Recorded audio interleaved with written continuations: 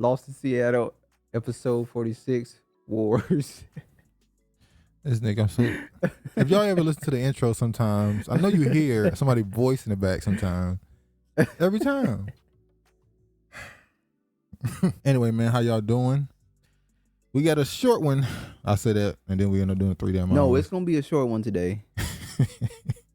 They don't got to worry about it. It's going to be a short one. I'm going to keep him to his word this episode. Yeah, we'll see. We'll see. This is episode 46. Yes. This is like Trump's presidency. One term. It's short. All right. Allegedly. Well, let's go ahead and get to the first thing we're going to talk about. Ahmaud Arbery's murderers being found guilty of hate crimes offer a crucial lesson. Prosecutors are risk averse, but they are timidly when it comes to pursuing hate crime charges, leaving many victims without the chance of receiving justice.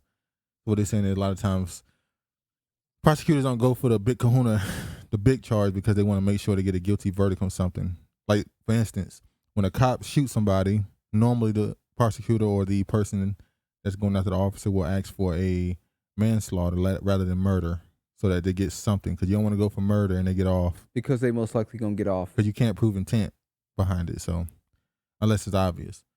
So this happened in hell, it can be obvious. It can be obvious, and it's still they get off. Oh, well, we definitely see that a lot, unfortunately. Like with the case we saw last week. What do you mean? Well, the damn the Hispanic guy in Florida shooting at the damn autism kid after they told him that it was a toy in his hand and he still shot. Oh yeah. And then a bullet ricocheted and hit the black man. Yeah, and then he asked him why he's shooting him. I don't know. This is crazy. But that was it. No negligence on his part. Apparently. Let's go ahead and I'm gonna show a video. This is from NBC News. There go Mr. Ben Crump, ambulance chaser. Oh, he definitely be around. Hold on. All right. Justice for Ahmaud Arbery. Ahmaud Arbery's family and supporters after a federal jury found 3 men guilty of hate crimes, violating Arbery's rights by chasing him on a public street and killing him because he was black. Gregory McMichael, son Travis, and neighbor William Roddy Bryan, already convicted of murder in state court, today also found guilty of attempted kidnapping, and the McMichaels guilty of using a firearm to commit a violent crime. I'm glad that the jurors came back with the correct verdict, and we finally got some justice for Ahmaud. Guilty on every count after less than 4 hours of deliberations. Prosecutors telling the jury racial hatred motivated the 3 men, showing texts and social media posts laced with racial slurs, revealing Bryan was angry about his daughter's relationship with a black man. The older McMichael making disparaging remarks about black tenants renting property here. Now, I'm not surprised, but it's like in every story, it's it just so happened, or maybe it's not just so happened. The reason why they did this is because of racism. So it's not a surprising, it's not a coincidence. But his daughter is dating a black man, and he's talking about tenants renting property. He has some disparaging remarks about the black tenants. So when they saw him at that house, their natural inclination was, he's doing something legal. Let's capture him. Illegal. And do something to him. Like, if he would have not ran, what was their plan then? To call the cops and say he would walk around the neighborhood? Like, what was the plan if he did stop? Was the plan all along to shoot him? Or provoke him to do something so they still would have the intent to say the reason why they shot him was because it is. So if he stops, do you just start trying to bully him and try to fight him, beat on him while you got a gun towards him and expect him to fight back so he can shoot? Or like what? Because there's no way you thought if he didn't run, you were just going to call the cops on him and they were going to do something to him. He's walking. Like, there was no win in that for him. Definitely not surprised his daughter is with a black man. Or, yeah. He owned. His son writing a message about liking his job because 0 N-words work with me. Why do you think it's important to pursue these cases? If you can't walk down the street without fearing being targeted because of who you are, then what kind of country can we really hope to build? In Washington, the Attorney General vowed to shit? prosecute more cases like this one. I cannot imagine the pain that a mother feels. What about the father? Well, the father, I mean, he had a I father. guess fathers don't feel. They just get shit. shitted on this society. They ain't in now. the kid's life no way. So when one But did, his father's there. I know when they did, they're like, glad I got that off my back. I guess that's what they think. That's a we cold think. shit you just said. That's what they think we think. I'm glad I got that one off my back. Got 5 more to deal with. Damn, that's some cold as shit, boy. That's how they view us.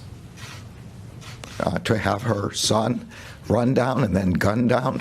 The verdict coming on the eve of the 2-year anniversary. Is that what's going on with people crying on TV now?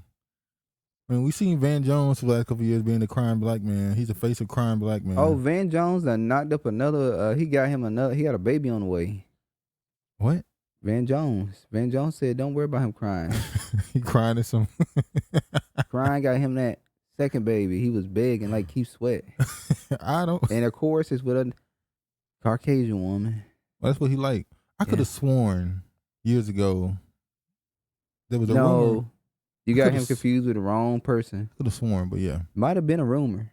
I could have sworn. Anniversary of the fatal encounter, also designated Ahmaud Arbery Day to honor him by Georgia's legislature. The 3 men convicted of killing Arbery already serving life in prison now each face the possibility of another life sentence, guilty of committing a hate crime. So they go ahead, throw another sentence on. Yeah, like okay, he's in the prison and he's already in there for life. So like at this point, it's just kind of redundant to. Well, no. See, if we had power, you would give somebody life 10 times if you could. You want to make sure every crime they committed against you is punished.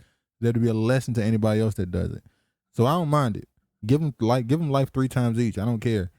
But you have to make sure everything they did to you is on the books. I agree with that. He was given a life sentence, so I have no problem with it. So obviously they gave him convictions for the hate crime. This I'm surprised by. I wasn't as surprised by the guilty verdict, for the murder. But the hate crime, I thought they would just kind of, after the guilty verdict for that, would just walk away from this. But clearly, I think it's probably as political as it is meant to be justice. This is probably a more political situation. But yeah, it is what it is. Good enough for them. Let's see what they do with that. If they give them the double life. But something that happened, the mother, speaking of the mother. Give that man his shout out. Damn, Chad, let me set it up. Wait, why am I giving a shout out? Not a shout out, but acknowledge. But this is from CNN. It don't matter, you using his. All right. So I saw this on Twitter, and this is the mother, after the verdict, she then gets asked questions, and she went on to talk about the DOJ and how they were trying to give the men a plea deal. And it took them going down to the court, the father and them, and begging them not to give them a plea deal, amongst other things, obviously. But listen to what she had to say. Now, this is right here. I saw this on Twitter from Professor Black Truth. Yeah, let them know where you got it from. I thought I was gonna have to go in on your ass. Like mother. All right. Let me show this. I now want to address the members of the DOJ. I'm very thankful that you guys brought these charges of hate crime. But back on January the 31st, you guys accepted a plea deal with these 3 murderers who took my son's life. Marcus and 2 of Ahmaud's aunties stood before the courts and begged the judge not to take a plea deal that the DOJ went before the judge. That's Biden's DOJ. That's Biden. And asked them to take a plea deal with these guys. We did. That's a mother. Attorney Ben Crump just called these women, just called her name, Christian Clark. Yes. As I traveled to Brunswick on that Sunday afternoon, I spoke to Christian Clark and the lead attorney, Tara Lyons, begging them to please not take this plea deal. They ignored my cry. I begged them. Yes, you did. Even after the family stood before the judge and asked the judge to not take this plea deal, the lead prosecutor, Tara Lyons, stood up and asked the judge to ignore the family's cry. Ooh. Wow. Now, what did I just say a while ago? Them taking this and giving and finding them guilty of hate crimes it was pretty easy considering they found them guilty of murder. Because now you have the idea that you know they did it. If you say it's murder, that means you have the intent behind it, which means it's easy to prove they did it for racial reasons. Mm-hmm. I said it was political. I believe the reason why the DOJ wanted to take the plea deal because they wanted to assure at least a guilty verdict or some level of justice. Because I don't think Biden wanted a high-profile case under his administration for it to be a not guilty verdict. He didn't want what happened underneath Obama and Trump to happen. He didn't want a George Floyd to happen underneath him. Well, George Floyd actually they were found guilty, but I meant under Obama when Zimmerman and all those people got found out guilty. He didn't want that in his political climate, the Biden era. He didn't want somebody got off, was found not guilty. So instead, they would rather give a plea deal for political reasons than to actually go for justice. It's all about their image. Oh, it's all it's about. That is one of the most out of all the shit. Look, if you still believe these people gonna do anything for you, it's like it is what it is. But this has to be one of the more damning things you can hear when she says his DOJ told them, or at least made the point to ignore the family and give the plea deal, take the plea deal. And I'm telling you, it's political. It's always political. Definitely. It's not because they thought he would get off. I mean, they thought it was something that requires a plea deal or he didn't really do anything wrong. It was because they didn't want to risk a not guilty verdict. It's crazy. Justice. That's not justice for Ahmaud. Oh, come on.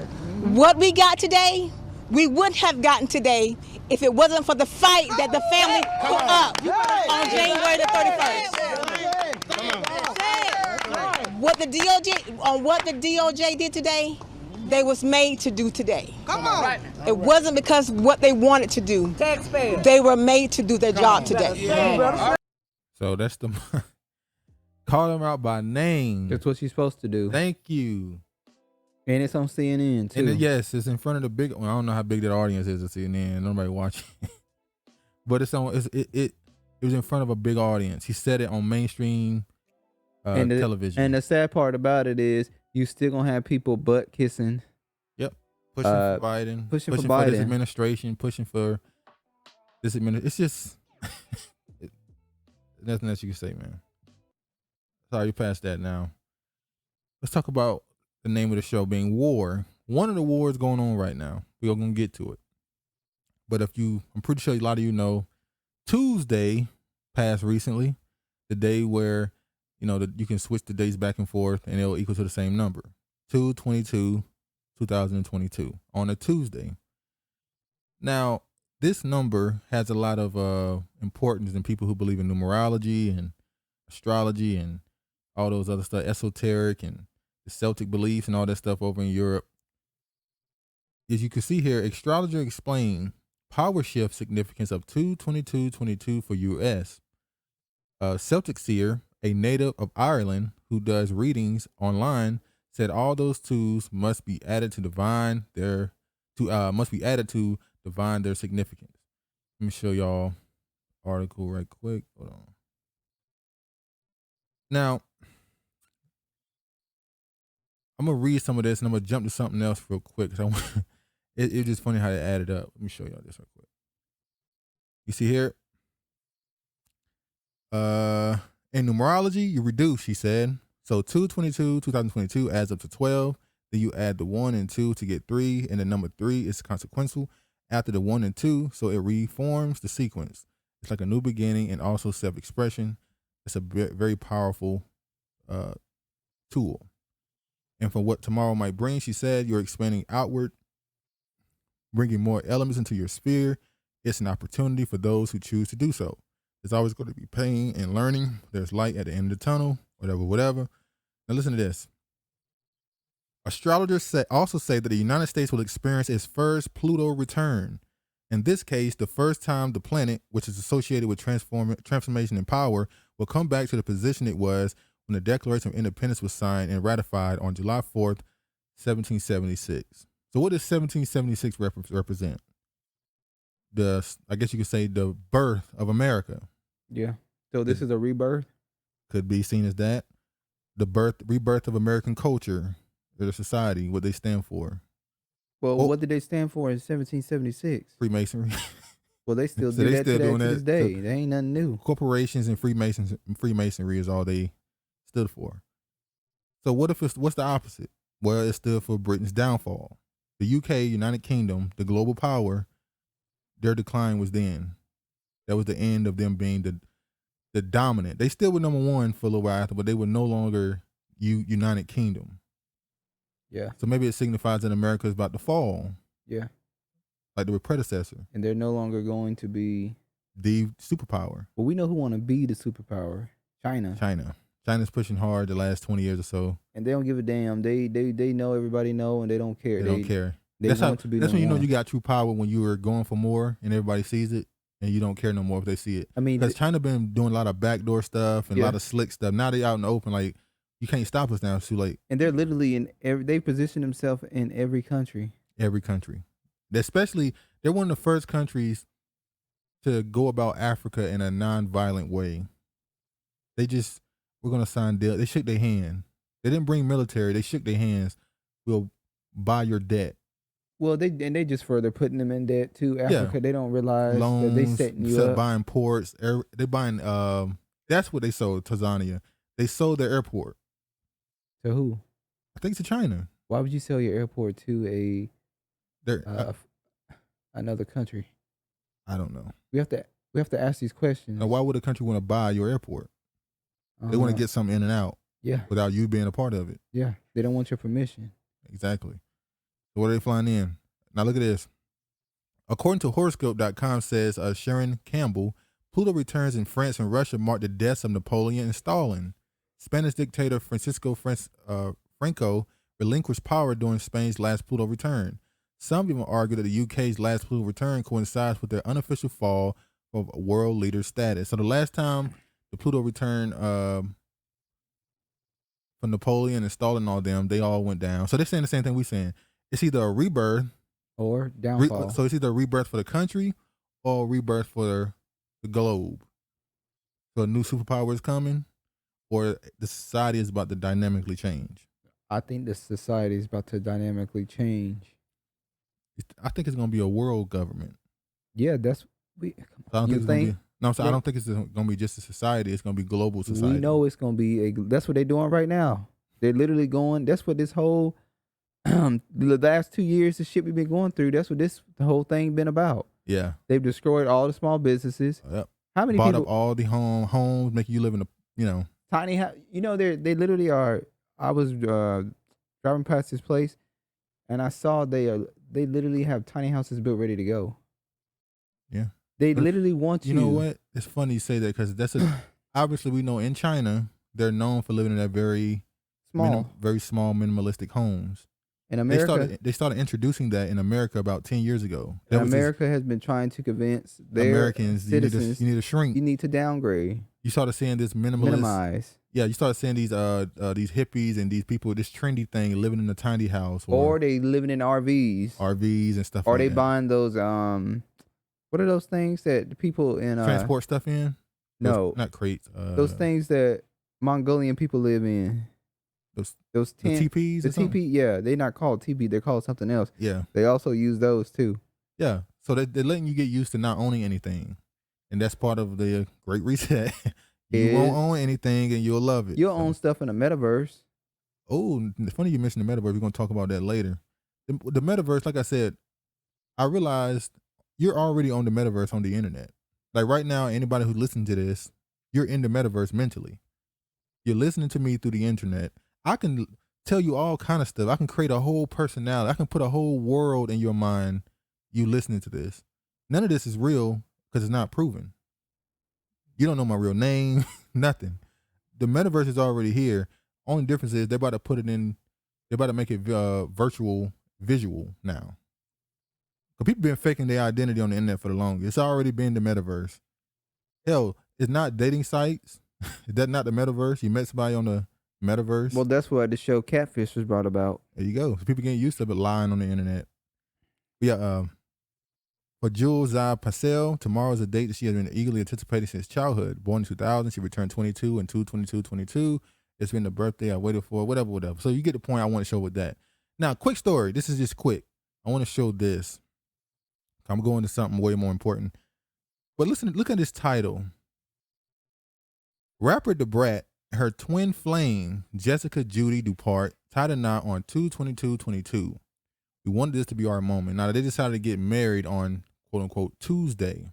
You know, it's a shame. You know, two women who should have husbands choose to marry one another. Just a shame. Yeah, so, yeah. This is them. This is their wedding they had. Now, well, I want to go into this right here. Twin flame. I saw that word twin flame. And once again, this is another one of those older terms they used back in the day. It's basically like soulmate, but way stronger. Well, your twin flame is somebody you were born with at your birth. And according to them, any esoteric beliefs, depending on which one you're getting it from, the Greek mythology or the Kemetic or whatever. But the one I saw was Khnum. Khnum, called the divine potter, they believed that when you were born, you were separated, your soul was split. So you're not a one soul, you're a half a soul until you met your twin flame, which is your soulmate, basically, your other half. And they believe in the divine feminine and the divine masculine making one person. But if you have two women getting married on that day and they call each other twin flame, wouldn't that mean they're representing the divine feminine only? Yep. That's why I said where their husbands at. So this is just, once again, when I saw that word twin flame, I already knew what it was. And you know, twin flame, there was a group out of Canada called Twin Flame. Guess where they were from? Where? Ottawa. When I saw Twin Flame in that title, and I said Ottawa, I said, okay, I looked at Twin Flame, and a group came up, and they're from Ottawa. And what's been in the news for the last month? Canada, Ottawa. I said, it's you know, it's amazing how they let you know that this stuff still goes on to this day. These beliefs. Yeah. Because if it's just a coincidence that it's this Tuesday 2/22. Yeah. The Brad is talking about the twin flame. Yeah. The group that was called Twin Flame is from Ottawa, Canada. Yeah. And they've been in the news. It's like they deliberately warring, changing up their society. 2/22. So they like the people, they intentionally had this be in Canada because it was around this time that they knew that it was this deity would be represented. They do it every time. So this will happen. There's a protest changing their society in Canada right before we get the big shift 2/22/22 Tuesday, and we see twin flame being used in these headlines. What a coincidence! The Brat would know about twin flame. Oh, I'm not surprised at all. A lot of them people in the industry are witches and warlocks. Yeah, she's a witch. So, yeah, but I just want to be a warlock though. Yeah, but I just want to show that quick. So I just found that interesting. Let's just go ahead and go to what we really want to talk about when it comes to this shift in so-called power. That is the great change, or a great change to the world. I'm pretty sure y'all been seeing what's going on with NATO, America, and Ukraine. And Russia. And how a lot of this, we talked about this last episode, was about money, changing the money system, changing the world government, the money system. Well, we're going to talk a little bit more about Ukraine and the history of Ukraine and why it's even more crazier when it comes to that the accusations of Nazism in their country. Let me do this. So you see here, Russia invades Ukraine. They did this the day before yesterday, right? Or on Wednesday. Wednesday. Well, what have they been saying? The White House been saying he's going to every week Wednesday. It was a Wednesday. It's going to be Wednesday. It was a Wednesday. So was that predictive programming or was that intel? Is this all a scripted situation? It's definitely scripted. Or was this intel, or was this like this is the plan? He's going to go in on a Wednesday. Yeah, he's going to go in on a Wednesday. I should have named this podcast "Conspiracies" as well. But yeah, you see, a Ukrainian man who lives in Poland said he will go back to fight for his country if the situation deteriorates. I don't know how much worse. They're already bombing. They're already going in. Yeah. So I mean, and Russia's daring anybody to get involved. Yeah, they've said if you get involved, we will put consequences on you that's never been seen. Just like China and Taiwan. Yeah, China said you go to Taiwan, we're gonna deal with they said the same message. They said if you try to come to their aid or their defense and get involved, we gonna go after you. Shit. We gonna go after you. We don't care who you are. So I wonder, on a 2-dimensional level, when Putin saw that, did he say, "Well, I'm gonna do what I want to do too"? Pretty much, because China and Russia are, I say, they hand in hand. They definitely are allies. I can't really say that, but yeah. All right, are you ready to go off on them? So look, remember Vladimir Putin when he first started talking about Ukraine around 2014. He said there were Nazis being put in power. Even now, you see this right here. The Telegraph told us on 24th. Vladimir Putin launches special military operation to denazify Ukraine. Now, he said the reason why he's going in, remember he recognized those two places as independent countries. And then he went in and he said, I'm going to denazify the country. He said, we have the names and we're going to get them. Well, who are the people? Well, this is the article they said. Now I'm going to show y'all a clip. Now, this right here, this woman right here is one of the people that led to America helping with I guess you can call it a coup almost in the Ukraine. Listen to what she had to say. This is 2013. I have no doubt after our meeting that President Yanukovych knows what he needs to do. The whole world is watching. We want to see a better future for Ukraine. I made it absolutely clear to him that what happened last night, what has been happening in security terms here, is absolutely impermissible in a European state, in a democratic state. The United States stands with you in your search for justice, for human dignity, for security, for economic health, and for the European future that you have chosen and that you deserve. Now, that woman was a part of the Obama administration. She went to a foreign country. The man she named there was a former president of Ukraine. What she did right there is tell him to step down, basically. America and NATO were telling Ukraine, you're going to join Europe, basically. Your people, quote unquote, want to join Europe instead of Russia. Now, keep in mind, Russia, as they admitted, they admitted back then at least, Russia started in Ukraine. Yep. Ukraine was Russia. And so was Alaska. Exactly. And that they sold Alaska. That's why you have those Native Americans, I believe, those Mongoloids. Yeah, Mongoloids. We talked about it in another video. Yeah, those people, come on. Those people are clearly That's why I'm like, do people realize how close Alaska is to... You can use a boat across there, a little boat. To Russia? Yeah. They try to make it seem like it's so far apart and the waters are so... No, it's not no. At all. They want to get your ass, they going to get your ass. They can get you easy. And now, we right here too. Oh yeah, we're right here and down. Yeah, we are on the West Coast. But see, North Carolina got Fort Bragg, and that's one of the biggest bases in the country. If you're in Fort Bragg, that's one of the first places they're going to hit. Well, they also have a military base here too in the state. It's in Tacoma. Yeah, but see, that's why they come that's why they want Washington. But either way, but your best bet is going to the middle of the country. Well, I think that they telling you your best bet is to go to the middle of the country, but that may be the way. The coast ain't never gonna be safe. That's where the people get in. That's the boats the ships come. That's how they gonna get in. Going to Texas. Texas going to Mexico. Imagine all those people trying to run to Mexico. The best illegal immigrants. Illegal crossing our border. Illegal borders. Get the fuck out of here, Holmes. Punta. Punta, son of a. But okay, this is John McCain.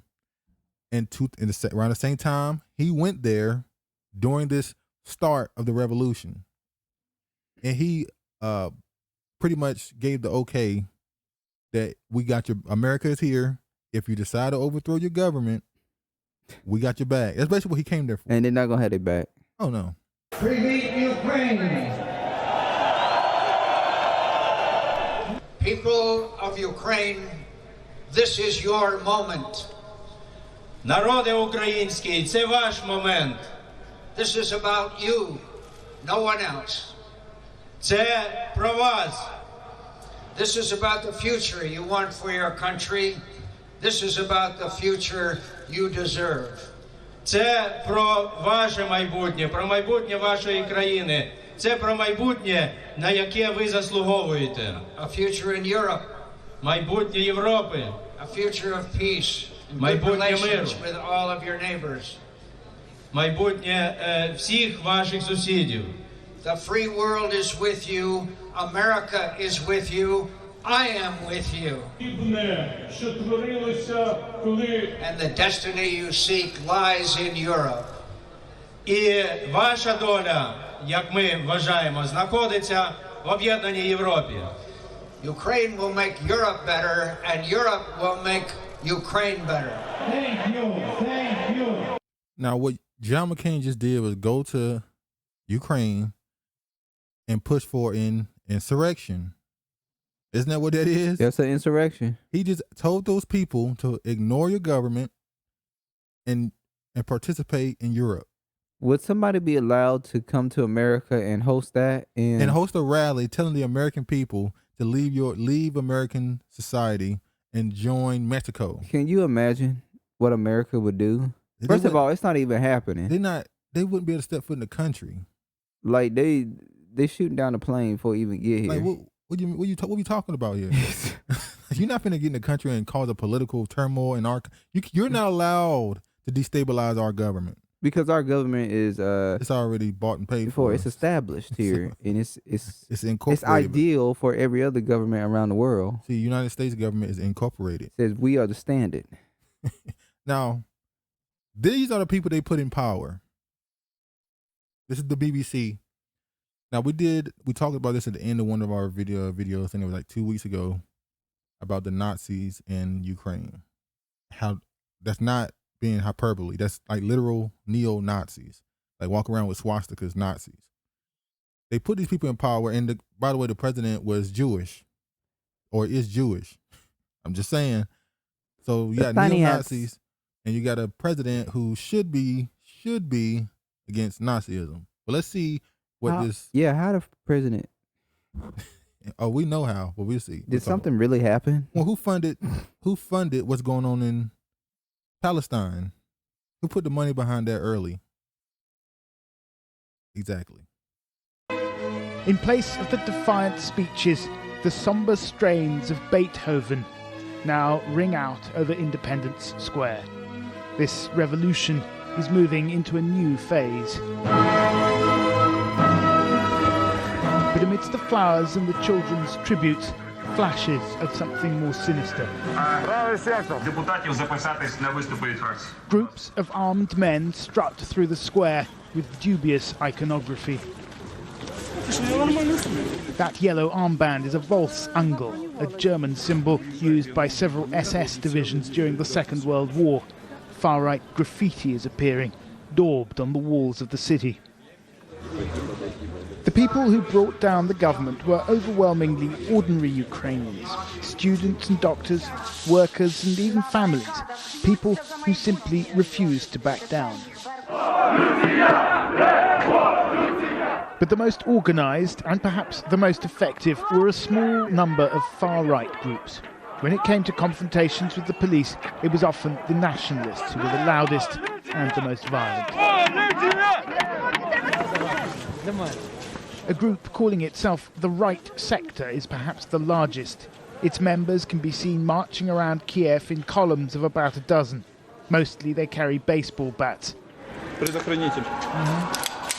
Sometimes they carry guns. We met these men posing for pictures outside the burnt-out remains of what was once their headquarters. I asked them about their political beliefs. Национал-социалистская тематика иногда в некоторых людях она есть проступает. Как бы, чтобы была единая нация. Но не у всех, это не заложено в основе этой организации, это у некоторых людей есть. А у вас? У меня лично есть. В смысле? Объясните. Мне как бы нравится эта идея единой нации. Я хочу, чтобы нация была единая, чтобы один народ, одна страна, одна нация. А это подразумевается что?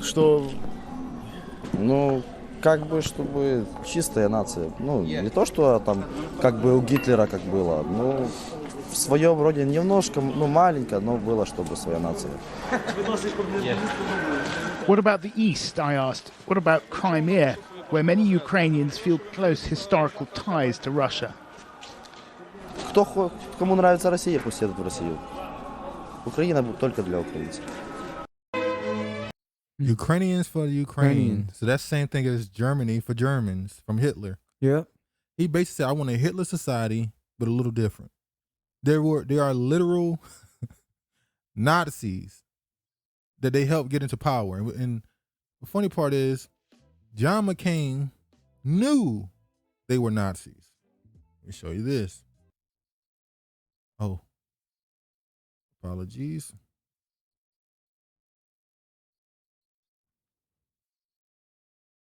One thing. All right. Look at this. Far-right group at heart of Ukraine protests meet U.S. Senator. Protests continue in Ukrainian capital after the endorsement of U.S. Senator John McCain, but at the heart of the movement is Kiev lies a extreme right-wing party with links. Now, hold on. They're calling them a right-wing party, but they're a nationalist socialist. That's left-wing. Yeah. Hitler was left-wing. He was a national socialist. So why they call them right-wing? And instead of calling them extreme right-wing, how about calling them Nazis? So John McCain met with them. He knew they were Nazis at the heart of the revolutionary movement going on in Ukraine. Let's go to the next one. Now this right here was in this is right here was released November 8, 2021. Canadian officials who met with Ukrainian unit linked to neo-Nazis feared exposure by news media documents. So Ukrainian officials, this is Ottawa citizen, this is Canada. Canadian officials went to Ukraine and met with neo-Nazi group members. What damn? They got one working in the damn deputy prime minister's grandfather was a Nazi propagandist. So they walking around in Ukraine with swastikas on their their combat hats. They're Nazi platoon basically, battalion. But the crazy part is they weren't worried about actually meeting with Nazis. They were afraid that the pictures would cause uproar in their country. So we can't let the pictures get out. It should cause uproar in their country. But they shouldn't even been there. But they didn't, which means they were okay with meeting Nazis. They were, and guess what else we found out? We also found out that Canada and NATO were training neo-Nazis in the Ukraine. So NATO were training the Nazis in Ukraine to go against now Russia. That's why Putin has been saying, we have to get rid of these Nazis. We did it before. We have to do it again. Nazism is rising up again. Remember Operation Paperclip? They sent 1,600 Nazi scientists to America. Allegedly, some of them wore tiny hats, by the way. They were okay. Yeah, they were tiny hat Nazis that was brought into America, and they taught them how to do the things they did over there. That's why American society is where it is right now. Ukrainian Nazis went to Canada. Some went to South America. The world is Nazified. They've gone and each country, and they Nazified everybody. It's like a disease. It's spread. It's a virus. They just spread. They never killed it. They won the war against Germany. They did not beat Nazism. And look at it. Now, just was released. February 24, 2022. Look at this. Facebook allows praise of neo-Nazi Ukrainian battalion if it fights Russian invasion. Wait. Wow. So Facebook will kick you off. Facebook will make you go jump through hoops to put up political videos.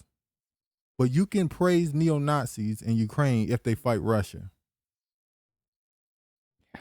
That's how they do you, though. That's how Facebook do you. I said fuck Facebook, pretty much.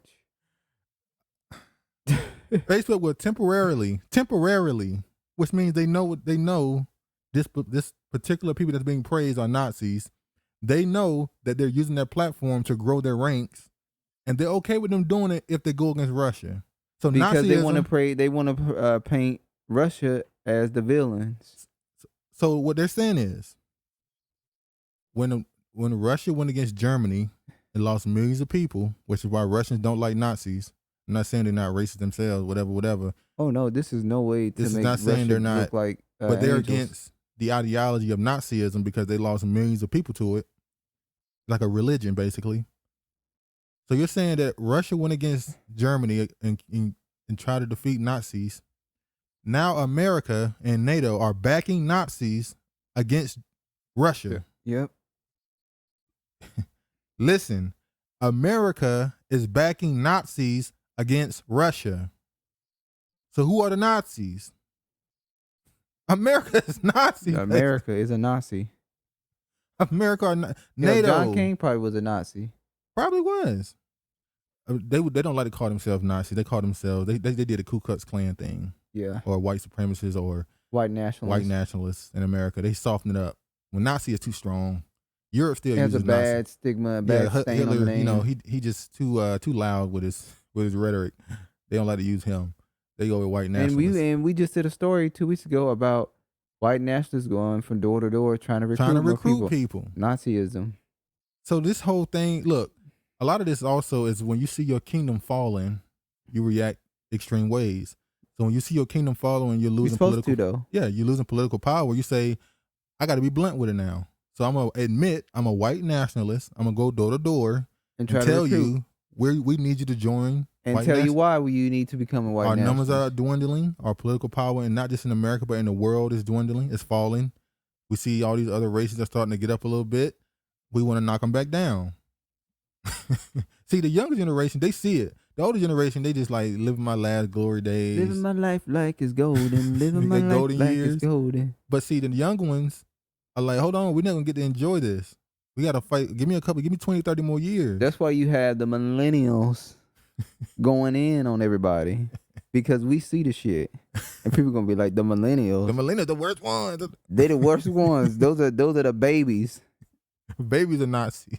Baby Nazis. Lazy. Facebook will temporarily allow its billions of users to praise the Azov Battalion, a Ukrainian neo-Nazi military unit previously banned from being freely discussed under the company's dangerous individuals and organization policy. The Intercept has learned the policy shift made this week is pegged to the ongoing... Now listen, that means they have them banned. And this week, they made the decision to unban them and allow you to talk about them if they go against Russia. So you can be pro-Nazi if it's against Russia. United States propaganda. This is crazy. United States. It is crazy. Russian invasion of Ukraine preceding military escalation. Does she know that all of these social medias, they're tied into politics? Oh, the 2020. Which we know that. 2020 just... When they Twitter banned Trump. That I still look. Do he be Trump. tweeting? But has he been allowed to come back, or is he still banned? He's still banned until the end of this year, I think. Oh. He has his own platform, Truth. Oh. But I should go check it out. I ain't going to that shit. But even if you don't like Trump, there's no way you didn't think, hold on, social media just kicked the president of the United States off of their platform. Yeah. Like you have to stop and say, oh, if they can kick him off, they can kick him off. They can kick me off for just saying, At what point do we get kicked off for saying the CIA is corrupted? At what point? Well, at what point do you get kicked off for saying, "Hey, man, I think the CIA and FBI has something to do with John F. Don't Kennedy"? worry, in the near foreseeable future, Conspiracy these theories, conversations ain't gonna be happening on YouTube. Yeah. Right now, if you say anything about the last 2 years, it's like this big deal. But you're still allowed to say stuff about JFK, Martin Luther King, 9/11. Malcolm X, saying, hey, they killed these people. The CIA, FBI, they were, COINTELPRO. But at what point do those quote unquote conspiracy theories become off? You're not allowed to say that no more. At what point do they say, I'm not allowed to say Queen Elizabeth has a warrant for her arrest? Which, by the way, they put a tag on that video of me saying that.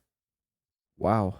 That Queen Elizabeth, when I said Queen Elizabeth has an warrant for her arrest for missing Indian kids in Canada. Is Queen Elizabeth even still here? Oh. Didn't they make Jason Unlock Hollywood. He put out that they put out something saying that she died. And they made and they said no, she's not dead. Put out a report. We talked about that. We have the same theory that we had on the Supreme Court Justice person. Ruth Gator, whatever her name is. We believe she was dead a month prior before they waited until it was time to announce it. Yeah. For it was a political, everything has to be in order. Yeah. And it's a shame that, her son been waiting to be king. Because his mother refused just won't let it go. To give the crown up. It's like, but okay. It's ridiculous. This is hypothetical. This is all speculation. Let's say that is true. He becomes king. What happens? Does he get rid of Andrew immediately? I don't know. I just know the man probably would like to become king before he die. I don't think it's gonna happen. And it's a shame that his mama keep get your own kingdom, going around getting different organs. We're gonna talk about this in a video we're gonna do soon, but allegedly. Whoa. Because I said she keep going around getting different organs. Oh, her husband was doing that. How the hell did you get 6 anyway? Then the man said he wanted to die and come back as a virus. So did he come back? And then we got to last 2 years. So he died, came back as a virus, and took her ass out. That'll be some crazy. that's some. But this is all speculation. All speculation. I give it a week or two. By the way, I see if found they'll come out and say we got a video we're gonna be releasing soon. Hopefully, we haven't recorded it yet, but we're gonna be releasing.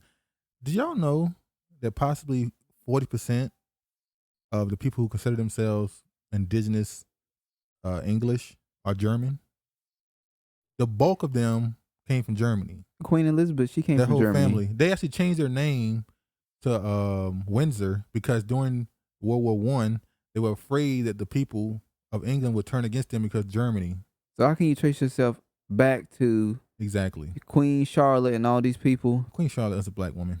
And how you gonna trace yourself back to all these people and you originate from Germany? Yeah, we got some.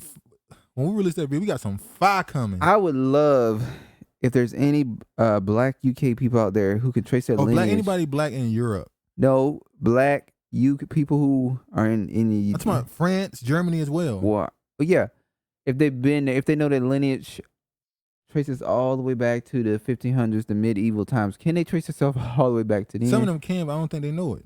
Or did all the niggas leave? I'm telling y'all, we got some. When we record this, if it's gonna be some fire. For those who like that type of information, even if you don't like it, it's still something you should know. But anyway, I'm stuck on this. The policy shift made this week is pegged to be ongoing Russian invasion of Ukraine, preceding military escalations. The Azan battalion, which functions as an armed wing of the broader Ukrainian white nationalist Azan movement, began as a volunteer anti-Russian militia before formally joining the Ukrainian National Guard in 2014. The same time John McCain then went over there and endorsed a coup. They joined the military. All right. The regiment is known for hardcore right-wing ultra-nationalism and a neo-Nazi ideology pervasive among its members, though it has been in recent years downplayed its neo-Nazi sympathies. Group's affinities are now subtle. Azan soldiers much are trained wearing uniforms bearing icons of Third Reich. Its leadership is reportedly courted American alt-right and neo-Nazi elements. In 2010, the battalion's first commander and former Ukrainian parliamentarian stated the Ukraine national purpose was to lead the white races of the world in a final crusade against Semite-led subhumans, so Jews. Semite. But they ain't even the real Semites. With Russian forces reportedly moving rapidly, whatever. Y'all get that. So these people admitted that they know these people are Nazis and they willingly work with them. Hold on. Show one more. Like, share, recruit. How a white supremacist militia uses Facebook to radicalize and train new members. So is this going to be okay while they're going against Russia? Are they going to be allowed to recruit? Because if you let people talk about them, you're allowing people to recruit. I guess so. So, yeah. All right. Just wanted to show that what's going on over there in Ukraine and Russia and NATO and America and the UK. Finland's next. You seen it? Finland, they talking about Finland. Russia came out and said if Finland joins NATO, it's going to be problems. That's what he said. They said if because Finland came out and said we can make a decision on whether or not we want to join NATO. Finland also is another country that's right on Russia's border. And they said we think about joining, and Putin and his administration came out and said, if y'all join NATO, it's gonna be problems. So niggas joking right now, talking about they gonna send Chief Keef to Ukraine to win the war and stuff. Niggas Keef. Always turn stuff Why into a joke. Chief Keef? Because he's Chief Keef. He's from Chirac. He's a war veteran. Like remember when the North Korea dude, somebody sending bombs and niggas was on the internet joking about it? What's the guy that Kim Jong-un? Yeah. Yeah, niggas was joking about him, saying Kim ain't want no smoke. Trump. Okay, when that smoke come at your fucking door. Yeah, niggas joking. This is very serious. This is very serious. All you need is one country. Let's say some small country in NATO get a bombed. They trigger, and they're part of NATO. They trigger Article 5. Every country in NATO has to not go to war. Now, who you think gonna blame that bomb on? Russia. So they can kick off World War III at any moment right now. Any moment. So y'all keep praying for something you don't want. I don't think you want them problems. All right, let's go to the next thing now. Talking about war a little bit. You also used to seeing the Middle East getting blown up. You ain't seen America get blown. You ain't seen no car flip you over haven't in dealt Oklahoma. with that. You think because you be in your hoods and people be getting shot and stuff that ain't the same as you standing outside and you see a building and getting a bomb dropping on the damn building. They just turned this into a paid article. Or am I not logged in? Sorry, y'all. Apologies, y'all. This for some reason this article all of a sudden is a paid article and I'm not finna log in. So here we go. Well, it's logged in, but I'm not finna pay for it. I got my free articles out of it. Now, if you remember, former Miss USA Giselle Chris dies at 30. Remember the woman in New York who was Miss USA who quote unquote fell off a building? Mm-hmm. Well, another one just had a tragic death. Miss Alabama. Zoe Sozo, I don't know how you say it, Bethel's initial cause of death revealed. A police investigation to the death of Miss Alabama 2021 revealed that the beauty queen reportedly fell out of a third floor window. How do two beauty queens, I guess is that what you call them? Is that the title? Well, how does Miss America and Miss Alabama both die falling off of buildings or out of windows at high distances? The third floor is not really that high though. So the third floor is high. If you fell out of this third floor, Travis, the third floor is not that high. Travis, you're not making it. The chances of you, third floor, you're definitely gonna break a bone. But you ain't gonna die. You can die. You can break your neck, anything, puncture something. You can die. Now, am I saying maybe she was dead before she was thrown out the window? Before she threw herself out of the window. See how I worded that? Oh, that was a suicide? That's what they're saying. They said she fell out of a third story window. So maybe she was already gone before she fell out of the window, or maybe she fell and died that way. Did she die from impact, or was she already dead? We'll never know. When they said they already, said how she died, she fell out of the window. That's how but then they you had another one that died. fell from a building in New York. So how did two people die in similar ways? Well, what was that? What year was that? When they all, remember all the Miss whatevers was all black? That was 18, right? 2018. So how does two of them die? No, that's two. If it happened to another one. One is in South Africa. Yeah. So if the other 2 or 3 get knocked off, then if it happened to one more and they fall off a building, then they go, oh, this is conspiracy. That I don't think black women are the most unprotected. That's not a joke, because people gonna take that as a joke. These 2 women were possibly some weird stuff happened, but yeah. I don't even know if I want to talk about this part, but I am. All right. The reason I'm talking about this is for a reason. I saw DJ Akademicks. He said something about the Tory Lanez Meg Thee Stallion situation. Said that he had papers saying that Tory Lanez DNA was not found. A lot of these people on social media start going at him. Matter of fact, I can just show some of them. Sorry. Okay. A lot of them were going at him, said he lying. Where is it? This person here, Nancy Dillon, she said he was lying, and they could see here she had an update and said that she did get the papers that he had. Meg Thee Stallion said he's lying, he's not a real journalist, and stuff like that. He then responded to her and said, don't try and play PR games with me. You know, my information is real, because he felt like she was trying to besmirch his integrity. So I saw this right here. And this is why I have my opinions about Tasha K. You see here, DJ Akademicks responded to her for something. He said, "You bald-headed bird." Why he had to call her bald-headed though? I mean, she. Hold on, you said you do it. Who I call bald-headed? So you don't never bring up wigs and weaves and your jokes? No. That it's a difference between saying wigs and calling somebody bald-headed. You can have hair underneath a wig. Okay, it was clean what you just did right there too. All right, you got and that. She has her hair cut short because she wants to have it cut short. You don't know if she has. I mean, why you got to call a woman bald-headed? Who said bald-headed is bad then in that case? Because bald-headed is seen as a negative thing. But she cut her hair short. Normally, when you call somebody bald-headed, you're saying that you're a bald-headed scally. What? Yeah. You saying you bald-headed because you can't grow no hair and you ain't got no hair, pretty much. All right, we got the definition of bald-head. Pay Cardi B to scallywag. You done lied and got exposed. We need that $4 million that me, Cardi B, Offset, and Baby Culture can throw it in the strip club. Yes, I'm a bill collector. You lied. Funk Flex Force, whatever. She responded, DJ Alvin, lying and hiding from dead rappers he reported on. They coming to collect. Now watch your mouth and your back, Fat Albert. Chi-Town owe you several. You snitch for pay. Leave that woman alone and worry about the chicks. And now look, the first part of that is jokes. She was on his ass, calling him Erykah Badu called him Alvin and the Chipmunks, and they've been on his ass for the longest. But this is where it went left.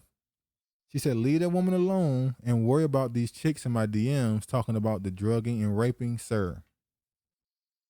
I don't like that. Okay. Because I don't think, do you really believe if that was in her DMs, she wouldn't have said nothing by now? Maybe she's waiting to get more, She said women, as in, she said, leave that woman alone and worry about these chicks, more than one. You really think she got in her DMs and didn't say nothing? Maybe she's being more smarter and more. No. That's a difference. If people come to you and say this happened, you can report that. And when the person say that's a lie, you can say, hey, these are allegations. I'm just a journalist. I'm not making an accusation. That's ugly to me. That's nasty to me. Because now you didn't report it, but it's out there. So now, even who knows how long from now somebody gonna bring up, oh, we know about you. We know you had women that accusing you of this, and like, where? But she already put it out. I don't like that. Well, you entitled to not like something. So you're fine with that? I'm not fine with what she said, but I think they were both slinging in the mud. She just was a little more. They go to their go-to because they know it's a lot of the me culture stuff going on. Exactly. Me Too culture. And she threw out accusations that she should have not thrown out if it's not true. Don't throw out allegations on people if you can't prove it. Well, the smart part is not putting it out there on video if it's not true, because now she can't get sued by him. She can just say, that means these women could be in my DM. I could have just deleted it. I could have just blocked them. Did he deny what she said, or that just the end? No, I just want to focus on that part. Okay. It started because of what he said to Meg. Yeah, and and that whole Tory situation, which I'm pleased. I really want to know how that's gonna end. You know how it's gonna end. Though. I don't, because now they came out and said that there's substantial evidence that says that the charges do stand up. You go, wait. We heard, just the public, no gunpowder residue. We hearing conflicting stories. You saying they playing evidence on Tory Lane? No, I'm saying they're going for headlines, because right after that stuff came from these academics, the next day that came out. You go, somebody trying to grab the headlines back. This is all fake. Well, that's my point. You know who she got backing her? The whole machine is backing her. That's why she got the Dorito ads and doing all these other endeavors. All right, speaking of endeavors, it's not really an endeavor. It's not really a good segue, but fuck it. I want to talk about Bel-air. You want to talk about Bel-air? All right, Travis want to talk about Bel-air, and we put it in. We finally watched. Even though I didn't initially like it. I'm indifferent. Stop it. I rated it a 5 out of a 10. Why'd you give it a 5? We're gonna talk about why I gave it a 5. We're talking about right now, damn it. Well, after we get into, I wanted to build up to why I gave it a 5. I just don't want to say why. All right. So Bel-air, obviously a drama remake of the Fresh Prince. Of Bel-air. I like it. The characters, they fit exactly who they would be in a drama. Carlton is not likable, but he's simple. You could be empathetic towards him sometimes. Hillary, she wouldn't be as much of a. She would be a free spirit, more chipper. She wouldn't be much of a. What was her character on the Fresh Prince? I can't even. She was just like a rich girl. She was a socialite. Yeah, that defined Hillary. She was a socialite. On here, she's an internet influencer. She's trying to be an influencer. But at the end, remember at the end, she did. I think she owned her own. Did she own her own fashion store? Or did she end up getting a talk show? I don't know. Damn, it's terrible. I can't remember her character at the end. On here, Hillary, she's trying to be a influencer, internet influencer, cooker, or whatever. Yes, she cooks. You got Michael Phil, who's a little bit more stern. He's running for some type of political, not attorney general, some political office. You got Aunt Bill, who's into art instead of dancing. See? Which is a still form of art. And then there's little Ashley. Hold up. So we watching the show, and that whole time you're waiting for the moment, like you're waiting for when they're gonna make the change that you don't like. It's gotten. Listen, hold on. When you go in, I'm gonna let you go in. Okay. They've made the changes. When you watch a show that's a remake of a classic, you're waiting for that one thing they changed that makes the show almost unlikable. And Carlton's character is very unlikable. First, no, not unlikable. I mean, what they did make you not want to watch the show. 1, 2, 3 episodes or 4 episodes, whatever it was like, I give the show a 7, maybe more. I told you can't give it a 7. See, this ain't no Kevin Samuels. No, you can't rate. If I told you if I couldn't give it a 7, what I say I give it? You said you would give it a 8. Yeah, because I think it's better than a 6. Okay. So you're waiting for the change. I didn't really feel the drama behind Will's character as to. I get why he came there, but then the other stuff, and if you haven't seen it, you'll see. But the one character they changed that you go, that's the thing that's gonna make it. Why would you do that? And it was Ashley's character. For whatever reason. We're only in episode 5 or 6. Yeah, exactly. So it was messed up in what we were watching now. So I don't know if it's episode 5 or 6. But what was your feelings about it? Go ahead. What? Wait, no, I was saying the platform we watching it on is kind of jumbled. So I don't know if it was episode 5 or 6 because one episode is skip, I think.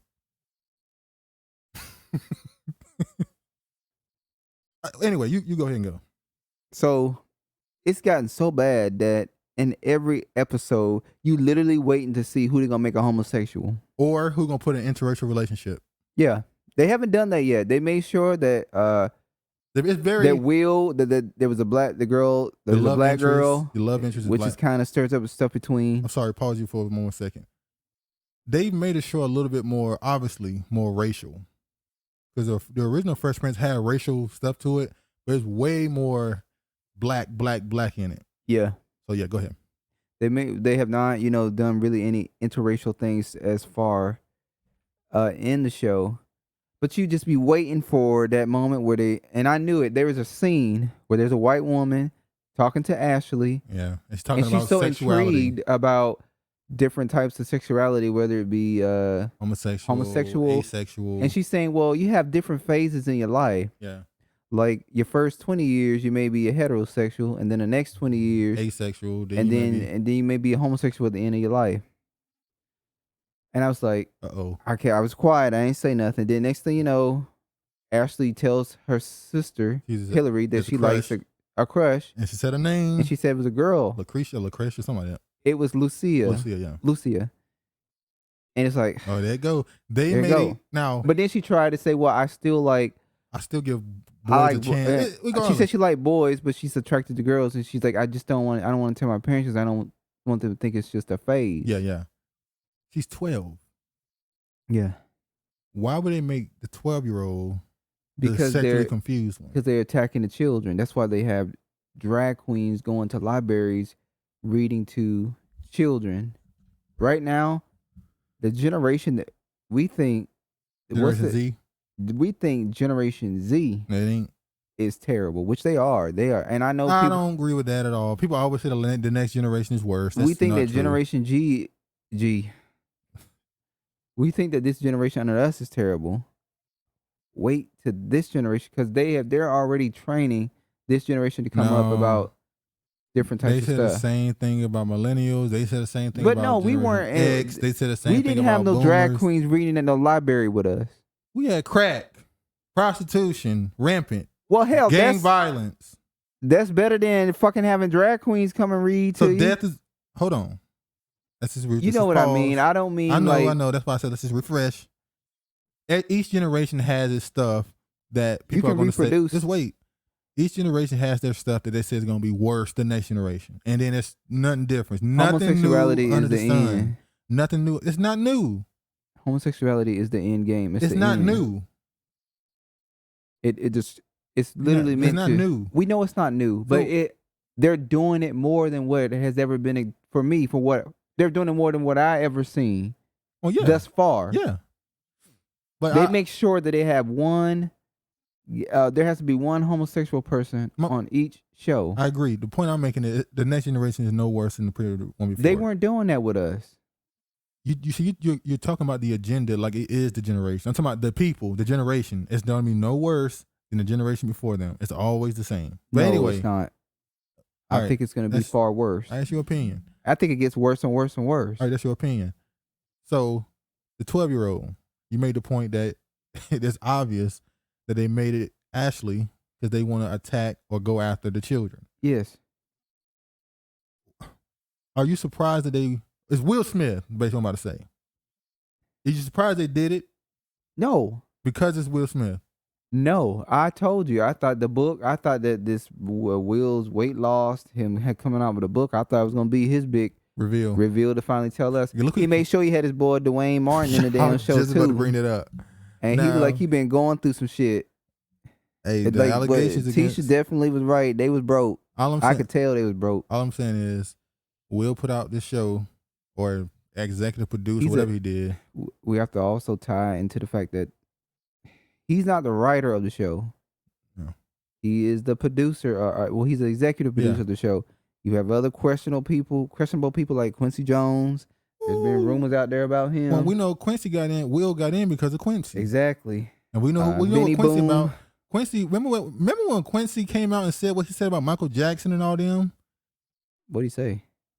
Y'all forgot that. You remember when Quincy had that interview and he was saying he knew who was gay and this and that?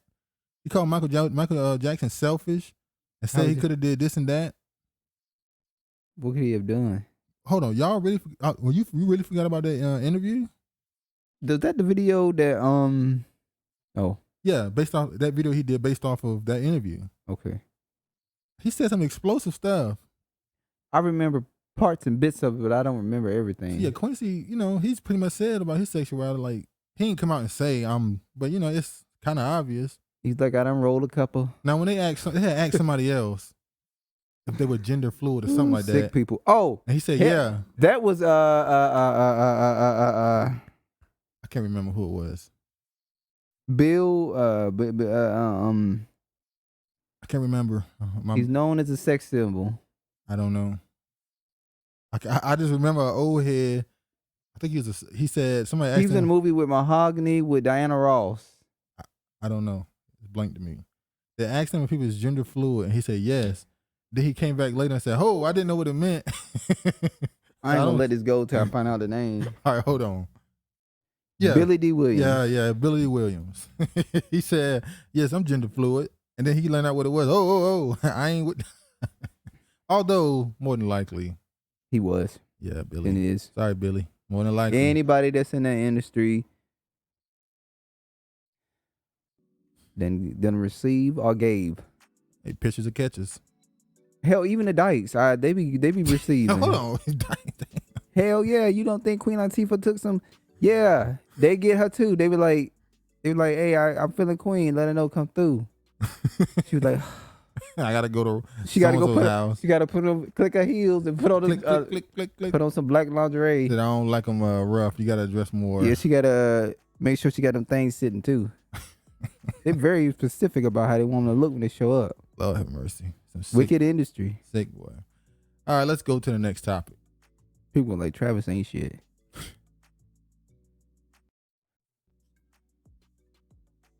All right, so we already talked about the Megan Thee Stallion thing. We're not gonna mention that anymore. Just some Black Pan-African and shit you got going on here? No, this is based off a book title called The Black Gender War, or it's a show, should I say? Okay. Tina Knowles, Beyonce, and the mother, the Creole, mother of Beyonce, the wife of what's his name? Her father's name. Well, she's not married to him anymore. I know she's not.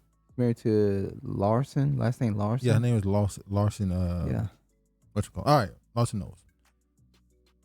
She released a docuseries, or she will be releasing a docuseries called "Profiled the Black Man." And when you first heard that, it was like, okay, some series talking about how black men are profiled and stereotype. Which is true. Yeah, all right. I never thought. You never thought what? The visceral response that it got. We'll get to that. Who you get it from? Just wait. We'll get to that. First, I'm gonna show. I'll show the. I live in a bubble. I don't be knowing what be going on. Don't know nothing. So innocent and pure ears and eyes. Yeah. All right. Let's see what they talking about. Series by Tina Knowles Lawson highlights the impact of harmful stereotypes on black men. She is an executive producer of the series, and oh yeah, she's also the mother of two powerhouse daughters. That would be Beyonce and Solange. Profile the black man. She told her to say two powerhouse because remember she told us they did a docuseries and she said she had Solange in therapy at a very young age because she knew that Beyonce was going to be big and she didn't want Solange to have an inferiority complex towards her sister. So she had to get them in counseling immediately when they were younger. Yeah. So she made sure she said, I got two powerhouse daughters. Don't say one, say two. She checked that. And uses real-life stories to explore the history of stereotypes. It highlights the challenges that black men face because of them.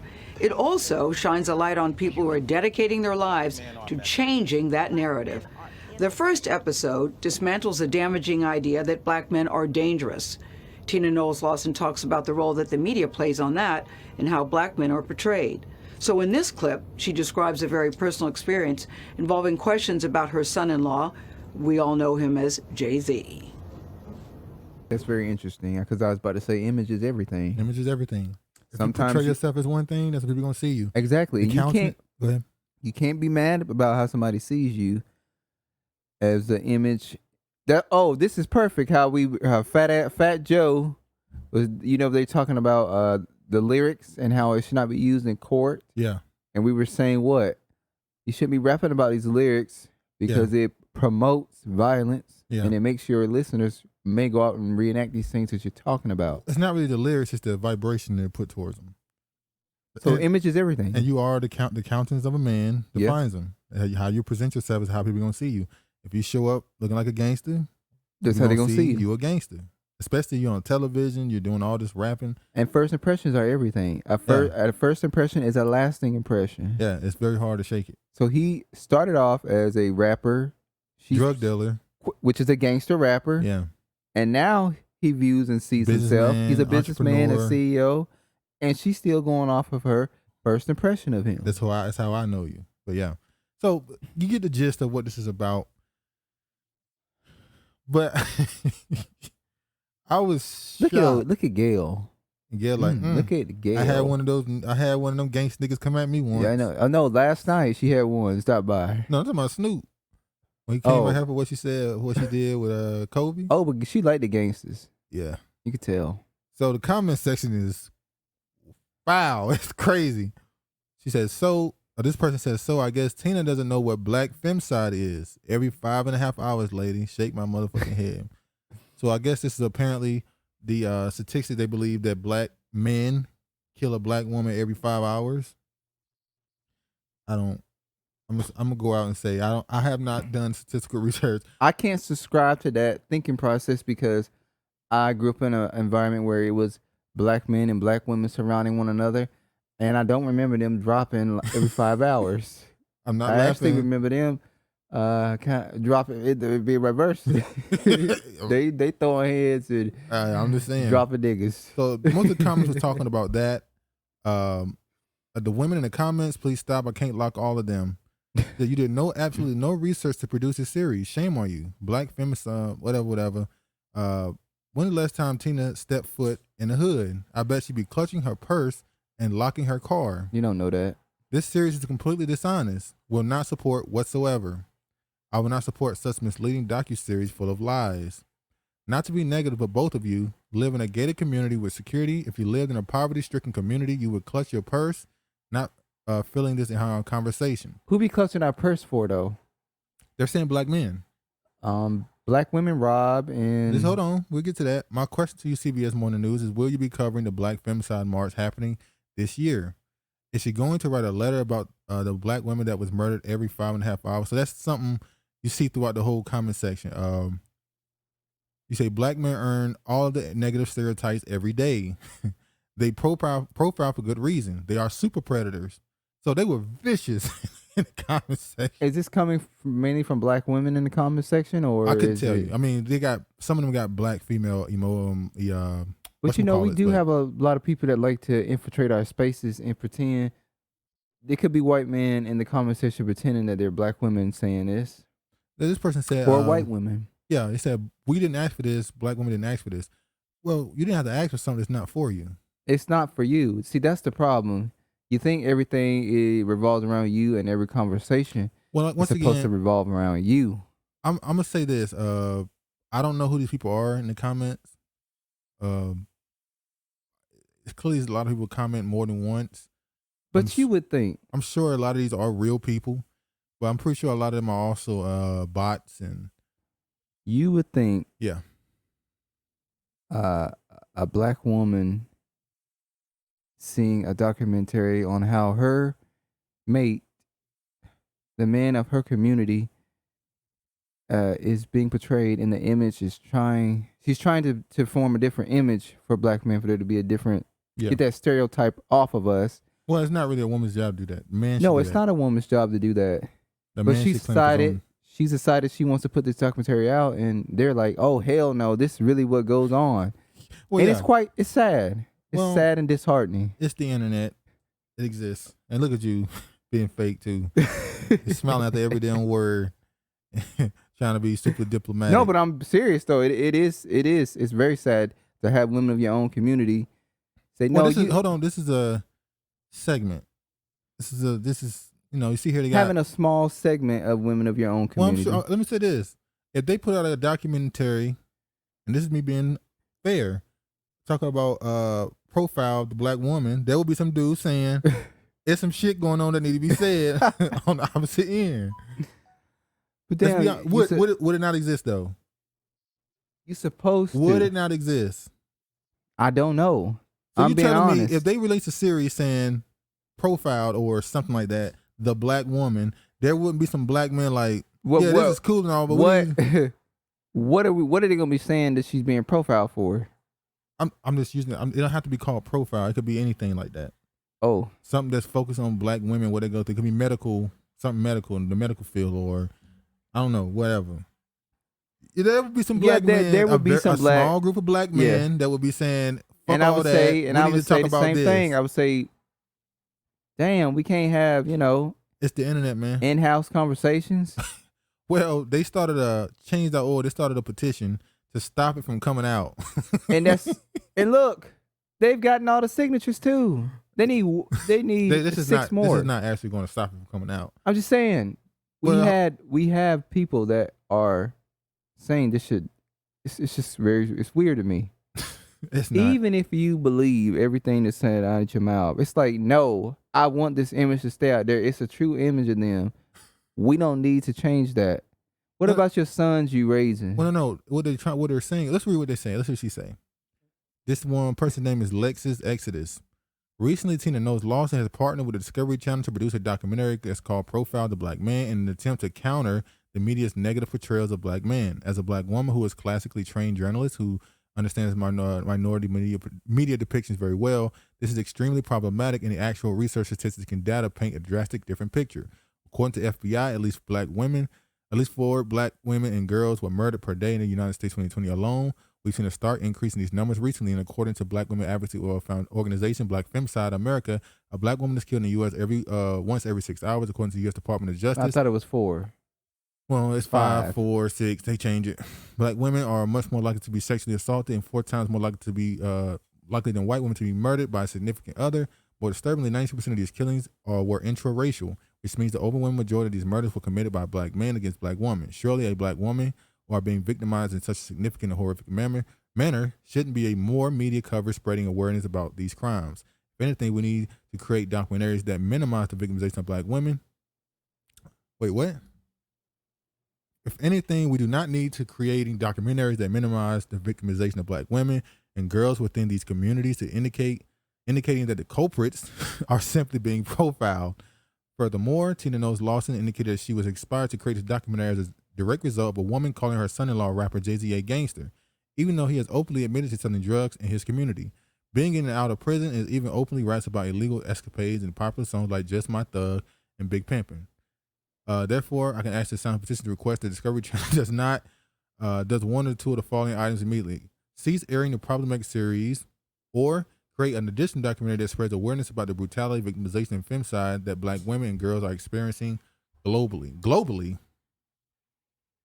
Huh. So black men all over the world. Yeah, that's what I'm getting. In quotations, black. All their statistics were based off of America, but at the end, she said it's global. That's interesting. So if black men are your oppressor, how do you get away from your oppressor? What is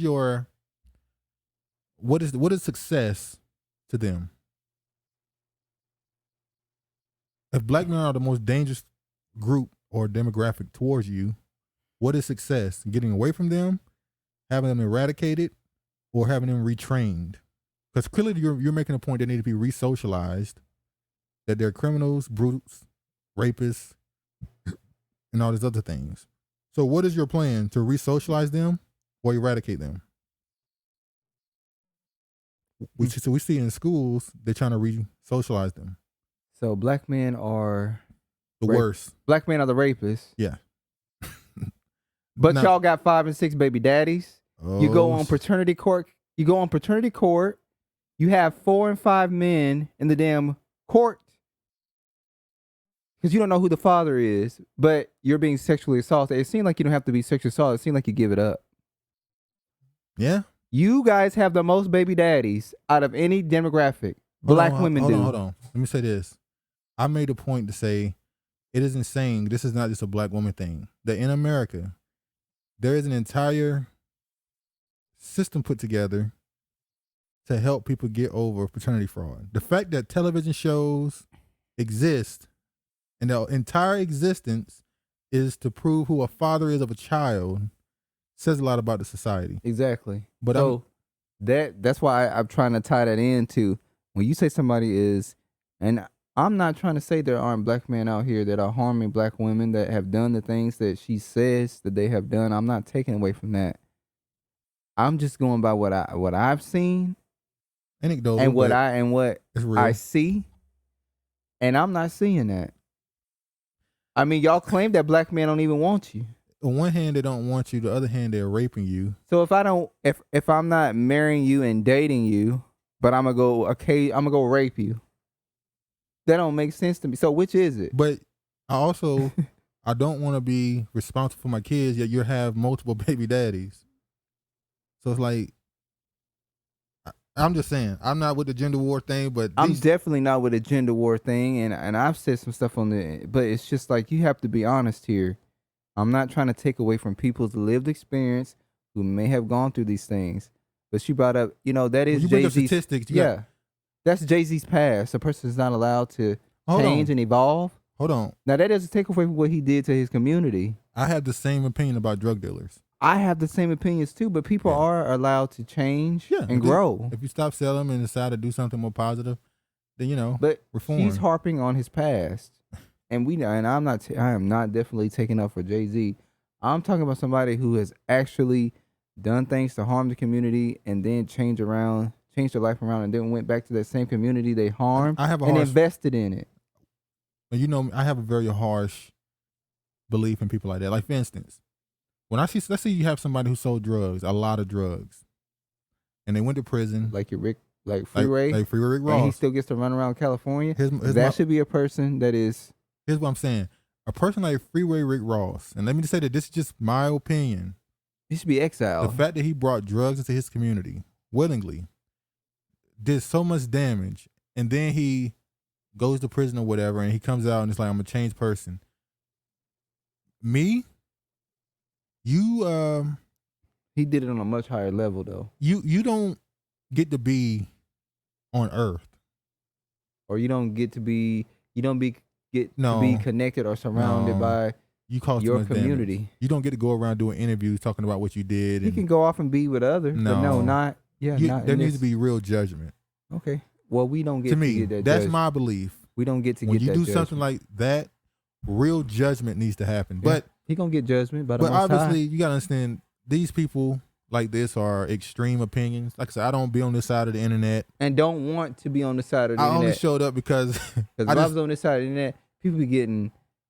It puts worms in your brain when you like I know people that talk like this, or at least they respond to stuff like this across social media. It's like, why are you listening and reading that? Like, it's one thing to know it exists, okay. But when you're constantly reading this and the same thing watching this, it puts worms in you start to think that's the majority. And the same thing for the opposite side. Yeah, that's what I'm saying. I'm not talking about one side. I said that side of the internet. It's a war. That's the gender war, really. It's a corner of the internet that sometimes spill over into everybody else. To me, it sounds like who hurt who did worse. I don't believe in that who hurt who bullshit, but yeah. That's what it sounds like. It's trauma. It's not necessarily about a person hurting you.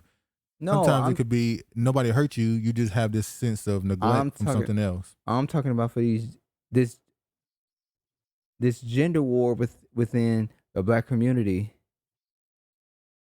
They don't want anything positive to come out about the black men. No, it's not what this is about. Okay. They're saying it's lies that black men aren't profiled. That is true. The stereotypes. Yeah, they're not against and saying anything positive. They're saying it doesn't exist. Exactly, which means they saying they don't want nothing positive said about it. All right. So now, this right here. Somebody Can't even get a damn 100 signatures. Because most people ain't paying attention to this on the other side. But they can get almost 8,000 Somebody signatures. said, prevent the cancellation of the profile black man from anti-black misandrous. Boy, that word misandrous has been popping up a lot the last 3 years. You know, I didn't even know that word existed. I knew about misandry. Or what's the word they have for, what's the word? They have a word specifically for black women. Jeez, I know the word. It just slipped my mind. Start with an M. Yeah, it's like you got misandry, and the one specifically for black women. I forgot it. That word misandry has been popping up a lot more. Now, this person here said, Daquan Dingle, the exposer of the divested Dustians. By the way, when you call somebody a dusty, you're calling them black. That's all the word dusty means. If you look at the etymology, when you say somebody's a dusty nigga, you're saying they're a black Negro. That's all you're saying. That dusty nigga, that black Negro. All right. Tina Knowles Lawson, who partnered, so he went on to say the opposite. He said, men and boys in fighting anti-black stereotypes. There are a group of black women who want to cancel this documentary for their own gain and destroy the image of black men and black people in general.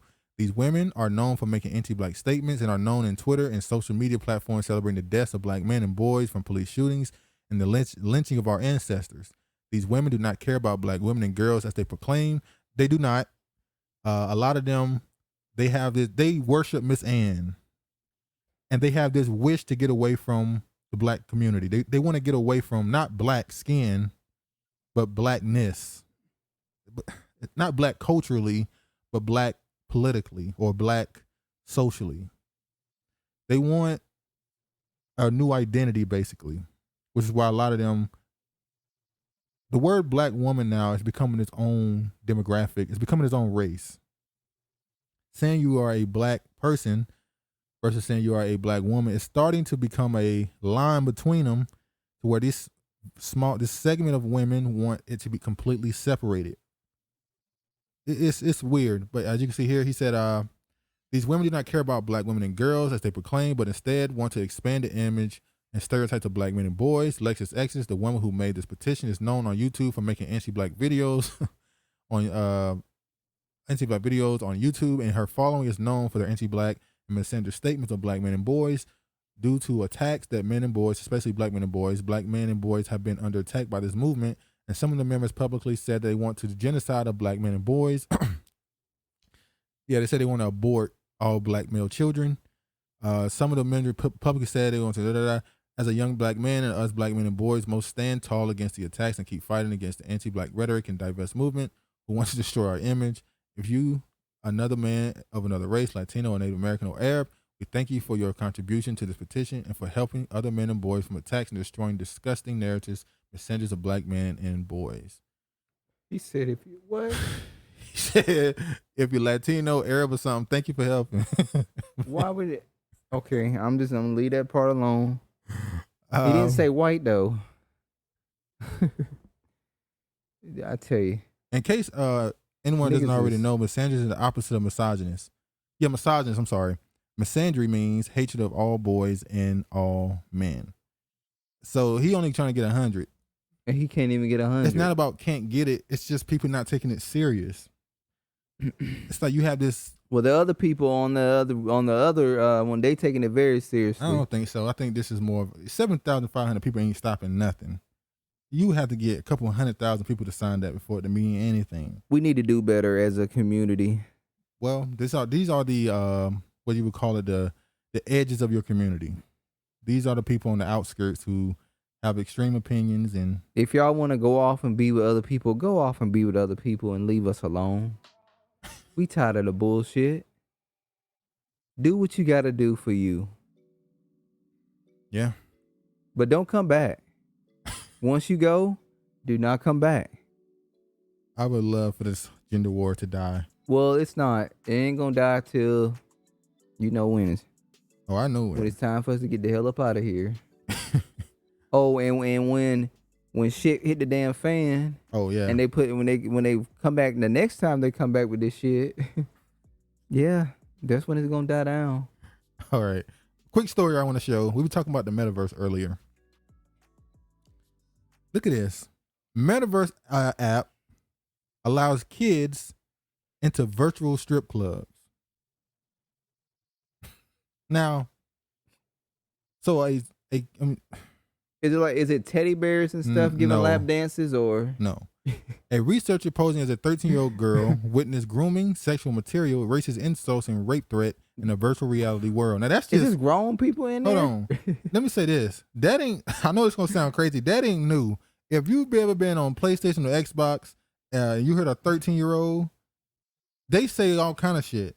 Like it's literally known. Like back when I was real into like Call of Duty and stuff, like 2010 or whatever.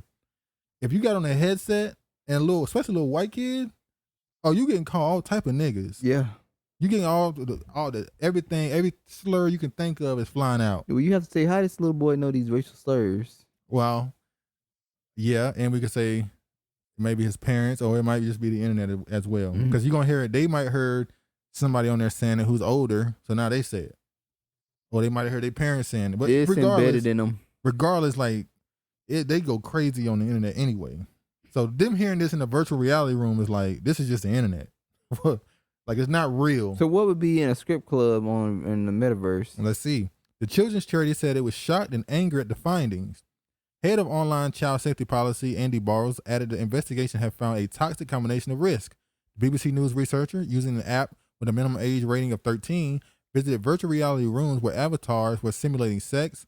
She was shown sex toys and condoms and approached by numerous adult men. The metaverse is a name given to games. Now, what did I say when the metaverse was announced? I said OnlyFans and pedophiles. I literally said that. It was basically strip clubs, prostitution, and pedophiles. Because a pedo can get on here and say it's not real. I'm confused though. So when you go to the metaverse, you're physically there. You played Wii. Basically Wii. Imagine Wii but with a headset. You can look around 360. A Wii but 360. You can look around. That's all it is. Are you physically seeing yourself, or you just look around? Like you can see, like in some, pretty sure you can see your hands and feet. Like you're looking from your vision. Oh, okay. Now some of them is like that. Some of them is top down. It's just more of a video game. Other virtual reality. You can see the other person. Yeah. But that person, they can pick how they look. They can look like an animal. They can look like a person. They can look like a child. Like so little grown man going in there as little kids. You see? Now you see where this can go. That's what I was saying. Yeah, bro. This is getting. It's gonna get. That's where it's gonna get. It was the pedophiles. It's already happening. It wasn't real. It happened in the metaverse. Yeah, but I didn't rape anybody. And that's where it's gonna get weird. You have a kid, and they get in the metaverse to play some Teletubbies or something. Oh, and you brought up the purple one gonna be there.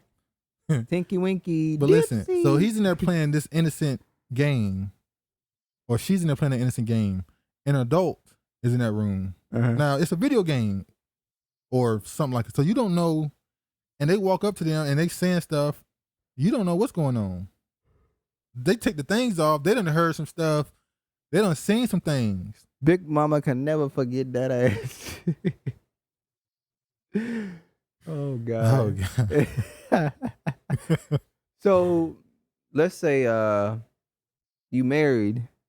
You can have an affair. You can have an affair in the metaverse. You can meet. And Let's then say you be like, you was cheating on me. It was in a metaverse. It wasn't real. It was real. You're a married man. You go into the metaverse to meet up with a woman, and y'all simulate. Is that cheating? Or I'm asking, is that cheating? Yes, it's cheating. So the same thing when a kid go in that room and a man does something inappropriate or a woman does something inappropriate, that's a crime, right? I would say yes. Now you're legitimizing the metaverse. If you make that a crime, you're legitimizing it. Or you see that, right? Yeah. Remember we were talking about that last time we talked about the metaverse, and the woman said that she was groped, and we were like, this is bullshit. It's a metaverse. Nobody touched you. If you legitimize that, I'm talking about speaking for me. No, I'm saying if you make those crimes, then you have to now. I can have social points in this meta world. I can get banned from a world. Now I can make money legitimate. Yeah. Or it can go real far. Or was this world or was the metaverse created so you can go and act out your your fantasies or your urges. Which is why do you criminalize it online? Well, I'm gonna tell you what. You don't got to criminalize if you it just online. get rid of it. If you go in the metaverse and you fucking somebody in the metaverse, you cheating. And it's point blank, period. If you go in the metaverse and you be like, hold on. So you saying, yeah, that's cheating. Wait. If your girl go in the metaverse and slob a knob, she's but cheating. It's not real. It don't matter if it's real or not. That tells me that she wants to go out there and do it but she didn't in do reality. But she acted out on it, which means she wants to do it. So if your woman think about something that you don't even know she thought about it, that's cheating. Yes, if we had that shit on that damn show Mirrors, where you could go in somebody's thought process and she walked by somebody. No, that was memories, not thoughts. I mean, if they had created something where you can see your thoughts and we walk about somebody and she be like, damn, I would love to. I was like, you want that? Then go. It's done. It's over. So wait, thought crimes? Thought crimes. You're pushing for thought crime. I'm speaking for me personally. Okay, you just talking shit then. So you want the metaverse to be criminalized and you want to leave your wife. I'm telling people, if you got a girl and she going to metaverse and she in there meeting up with Tom, Dick, and Harry in the metaverse, she want to go out there and do that. But she in not real life. doing it. So it's okay. So wait, so why can't she's acting out her dreams? Why can't the metaverse be a safe place? Wait, why can't the metaverse be therapy for hoes?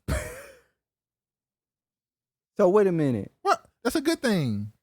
Instead of my girl going out and now you can actually marry a hoe. So she can act it out in the metaverse. Are you crazy right now? I don't want to be with no fucking hoe. But I'm just saying, a hoe can be a housewife in the metaverse. Man, this nigga right here is talking. You must just be talking. Listen to the words. Just say, I shouldn't have said the word hoe. I should have said promiscuous woman. Promiscuous is hoe. Still, you can nicen it up. But it's classy. It's classy hoe. You can nicen it up, make it classy. A promiscuous woman don't sleep with. You could call a prostitute an escort. See, an escort is a classy prostitute. I don't want no hoe. It's a hoe. It's a hoe. The point is, the metaverse can help. It can help society. Nigga, you trying to sell me a Pinto and put a damn bow on it? That's what you're doing. The metaverse can be therapy for a hoe. That's all I'm saying. So anyway, the BBC researchers using the app with a minimum age rating of 13 visit virtual reality rooms where the avatars will simulate sex. The metaverse is the name given to games and experience accessed by people wearing virtual reality headsets. The technology previously confined to gaming could be adapted to use in many other areas, from work to play, concerts to cinema trips. Mark Zuckerberg thinks it's the future of the internet, so much so he recently rebranded Facebook as Meta, with the brand investing billions developing its Oculus Quest headset. So obviously, you get the point. If your girl out there cheating on you in the metaverse, you still stuck on that. Ties. Why are you still stuck on your girl cheating in the metaverse? Because it's gonna be a lot of people going out here cheating in the metaverse. But it's not real. It's real. You know what it is? I'll give you this. It's a dream. Hold on. Your girl going into the metaverse and quote unquote cheating, quote unquote, is equal to your... No, it ain't no quote unquote cheating. It's cheating. It's equal to your girl going out here in the real world cheating. Texting or calling another dude. And that's cheating too. I didn't say that's not cheating. I'm saying it ain't the sexual cheating like you make it out to be. It's sexual. It ain't. It's like, okay, I'll say this. Maybe you can compare it to sexting. It ain't sexting. She's in there feeling like she taking what but this it person ain't is real. giving her. It's real. It ain't. It's literally not real. It's not physical at all. How you know that? How you know they don't get off on that and where they're really at? Once again, that's sexting. No, that's your girl is sexting with another dude. No, she's not. She's cheating. It's not physical cheating. Sexting is cheating. I didn't say it wasn't. I'm saying it's not physical cheating. It's sexting. Physical. It's not. It's physical, y'all. Don't listen to that bullshit he's selling. Metaverse. It's gonna cause a lot of problems. It is. It's gonna cause a lot of. Well, no, the internet. Hold on. The internet caused a lot of problems with the dating sites. Exactly. What was the name of that site that got hit and all those people got exposed for having affairs?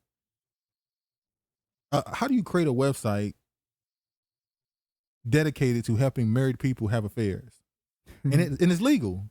Oh, they got a lot of those. Lonely wife. Lonely wife. Lonely housewife. Lonely housewife. Oh Lord. All right. Let me go to the next one. All right, we're gonna go get back political here. All right. Reparations. Man. I was getting mad. They giving your money away to every damn body. Everybody getting our money. All right, so there was I want to show y'all something. Everybody getting our money. There was a. Should I show this first? Yeah, we'll show that first. All right.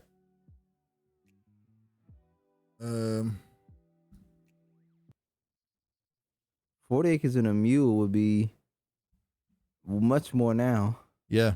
The Hill says Senate. Now this is from last year. This is from 2019. Why you got old? What's his face name? Just hold on. Remember this. Senate Democrats wish talk on reparations would go away. That's Cory Booker. No, he was supporting of it. This was in 2019 when this article was written. So this became a more mainstream topic. You would say 2016 with the push from the ADOS movement. They in this time span, the last 3 years, they've given money to natives, Asians twice, and they're giving money to Afghans. And they're trying to give money to the LGBTQ. Reparations for them. But they're giving it to them through tax, whatchamacallit, people who were together already, and you know. When they say Asian Americans being impacted by COVID, they're talking about their businesses being affected because people didn't want to go around them because the virus supposedly came from the Wuhan lab, or how did it affect them? They're saying their businesses, you know. Everybody's business got affected. Niggas' business got affected the most, so. You know Niggas' business was closed. Like they said, when America got, cold, black people got the flu. Exactly. New York Governor Hochul gives $10 million to Asian American groups impacted by COVID. This is the largest investment in New York Asian American community. New York State is giving $10 million to organizations that serve Asian American communities. Since the start of COVID-19 pandemic, Asian Americans across the country have had to cope with discrimination and violence against their community. The funny, by the way, that's why they had these fake attacks on them. By the way, I forgot to tell you this. In that that attack on Tina Knowles for doing the petition, guess some of the people who signed a petition were Asians. They would say, yeah, these black men are attacking. Well, what about the black women that was attacking y'all ass? I think it was a black woman that had a hammer. I don't think none of them are real. No, we don't. You see how you started slinging the mud immediately?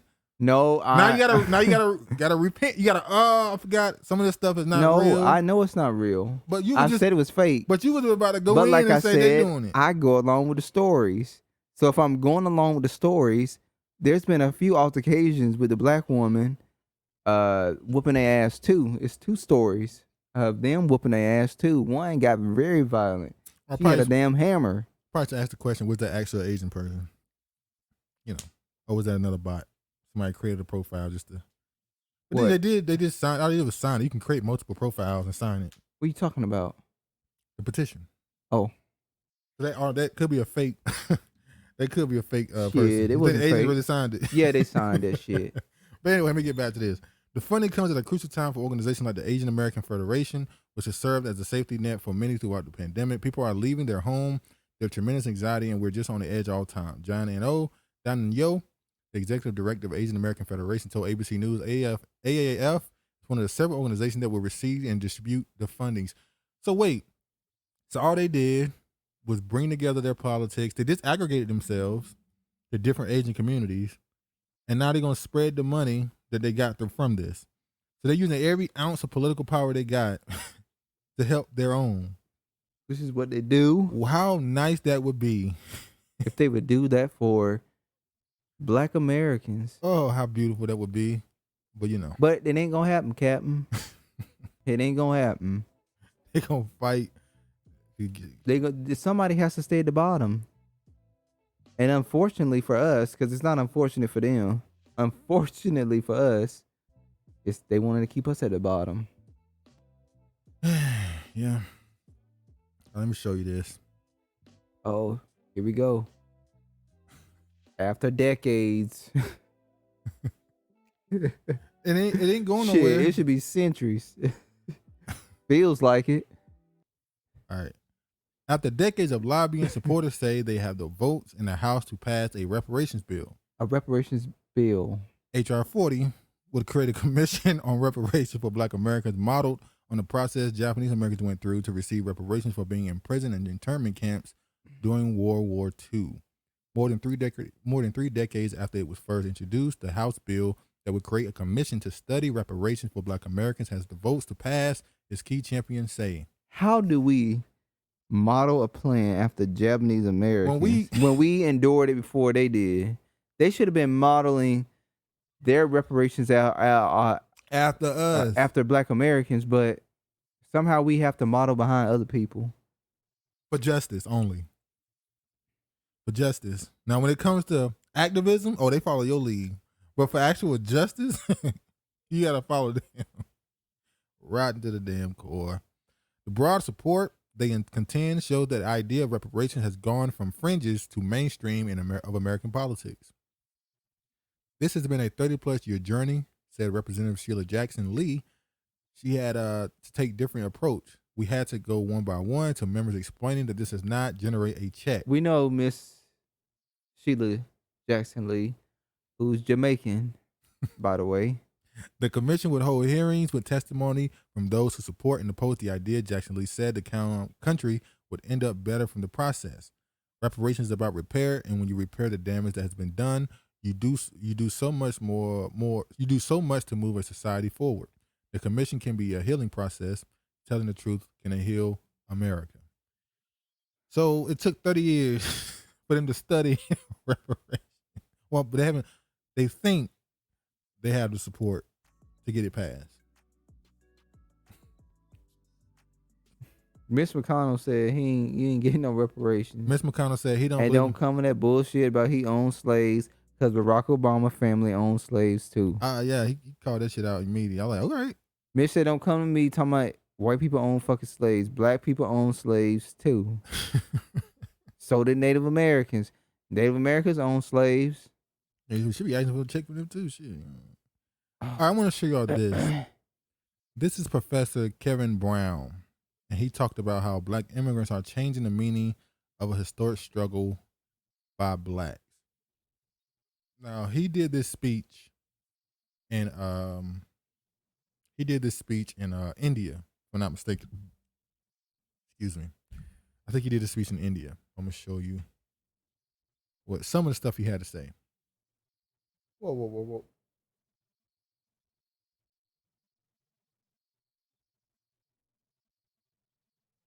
What?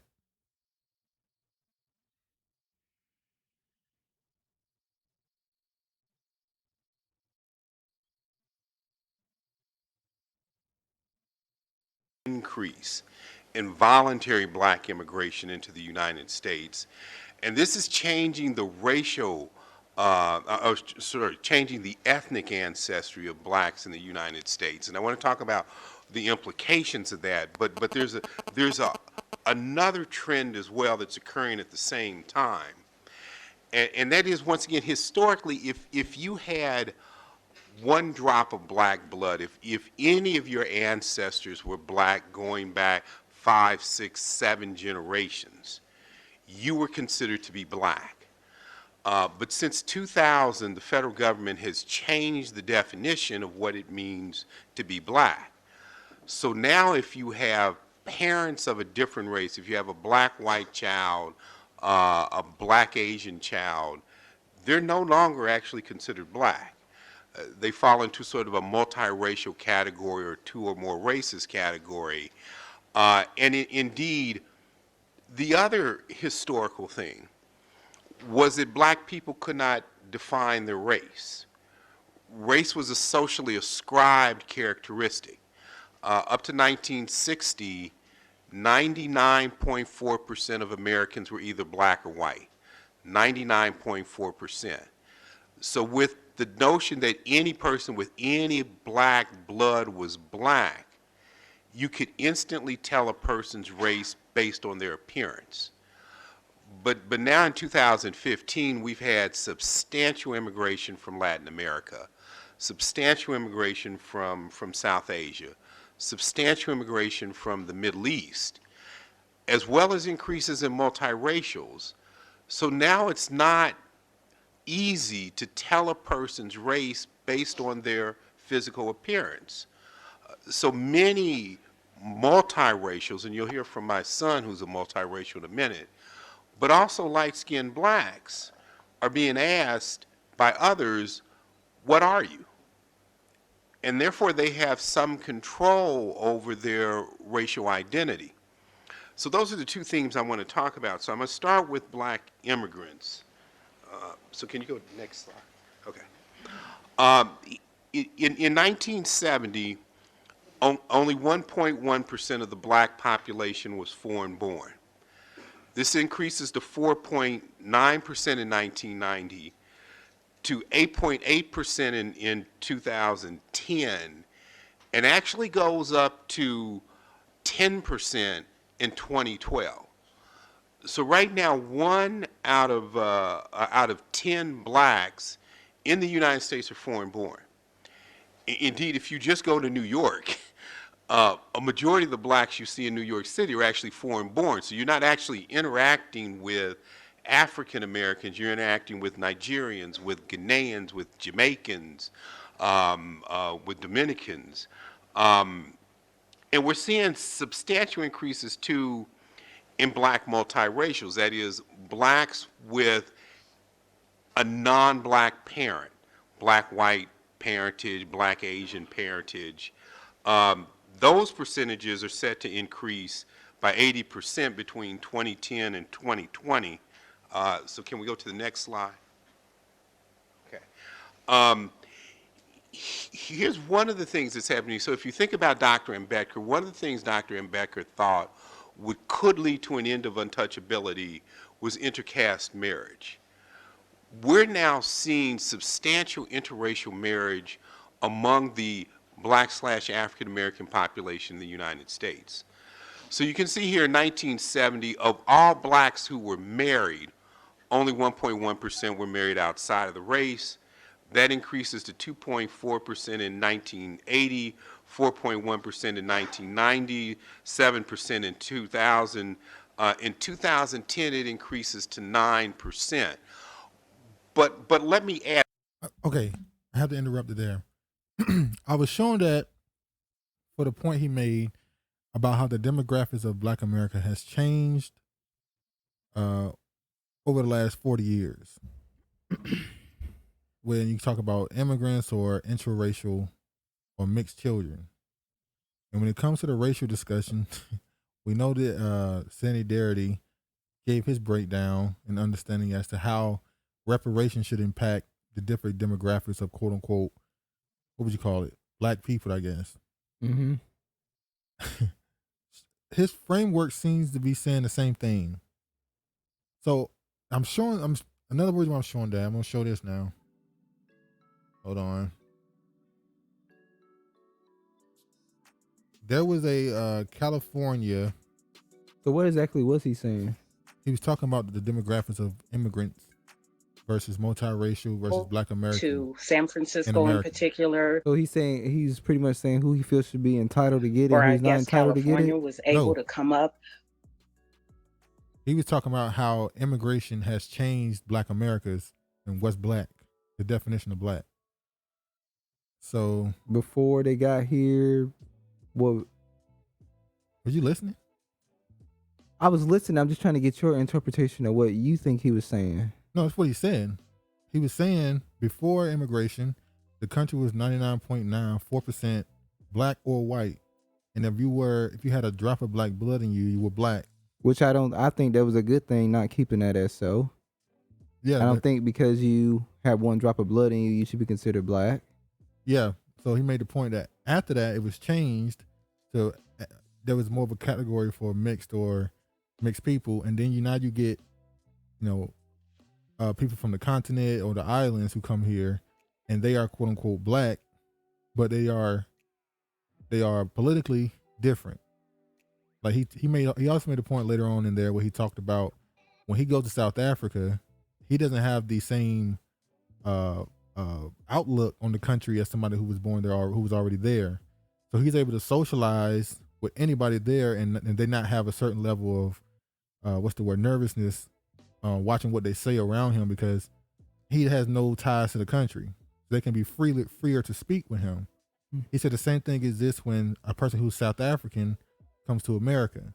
They don't have the same political beliefs, and they don't have the same trauma from being here. So white people or the dominant society, they can speak more freely around them and more comfortable because they don't have that slavery, Jim Crow in the back of their mind. It's just, oh, I'm talking to this person from South Africa. So there was a California reparations task force, a live stream recently. Tariq Nasheed was on there, and there was another situation I want to show that annoyed certain people. We'll say it like that. Let me You've been unmuted. You now have 3 minutes. Sorry. 4 2. All right. You've been unmuted. You now have 3 minutes. Greetings. How's everybody doing? Can you hear me clearly? Yes, we can. Okay. I appreciate everyone for talking about the reparations qualifications. We have to make this very simple. Reparations are exclusively for foundational Black Americans who were enslaved here in America. The reparations claims should go directly to people who are owed the 40 acres and the mule and their descendants. We have to stop muddying the waters when it comes to such a very important claim like this. We should not open the doors to giving reparations to everybody based on mistreatment, as one caller said earlier, because that will muddy the waters and we'll be right back to square one. Foundational Black Americans exclusively should get reparations. It should be in the form of cash payments, and it's not that. I recently had a change of mind. Do you still believe in cash payments? Yes. And cash payments, land, a class, protected people, all that wrapped in a bow. You still believe in the dollar? As of right now, yes. It's falling. Why would you ask for dollars? We know it's falling, but it's still. So what we gonna get? What we want? Land. That's all we want is land. And maybe ownership over certain goods. Okay, somebody give you land. You got land. What you gonna do? Wait, land and ownership over certain goods. What goods? Oil. So you think they're gonna give you oil? I'm just saying, cryptocurrency is like it's dying right now, but it's probably gonna pop back up in a few years when they put some gold behind it. How about asking for gold? What if you ask for land and gold? See, that's the point. When you ask for gold and they say we ain't got none, the whole country be like, we ain't got no gold. So why would you ask for something you know they don't have? You know they don't got no fucking gold. They ain't got nothing to do with me. So give me go get me some gold. Go get my gold. Yeah. Okay, they give you land. What you gonna do? No. Let's just stick with land. Do you ask for land? They give you land. What you gonna do after you get the land? I didn't say everybody should get land. I said land or gold.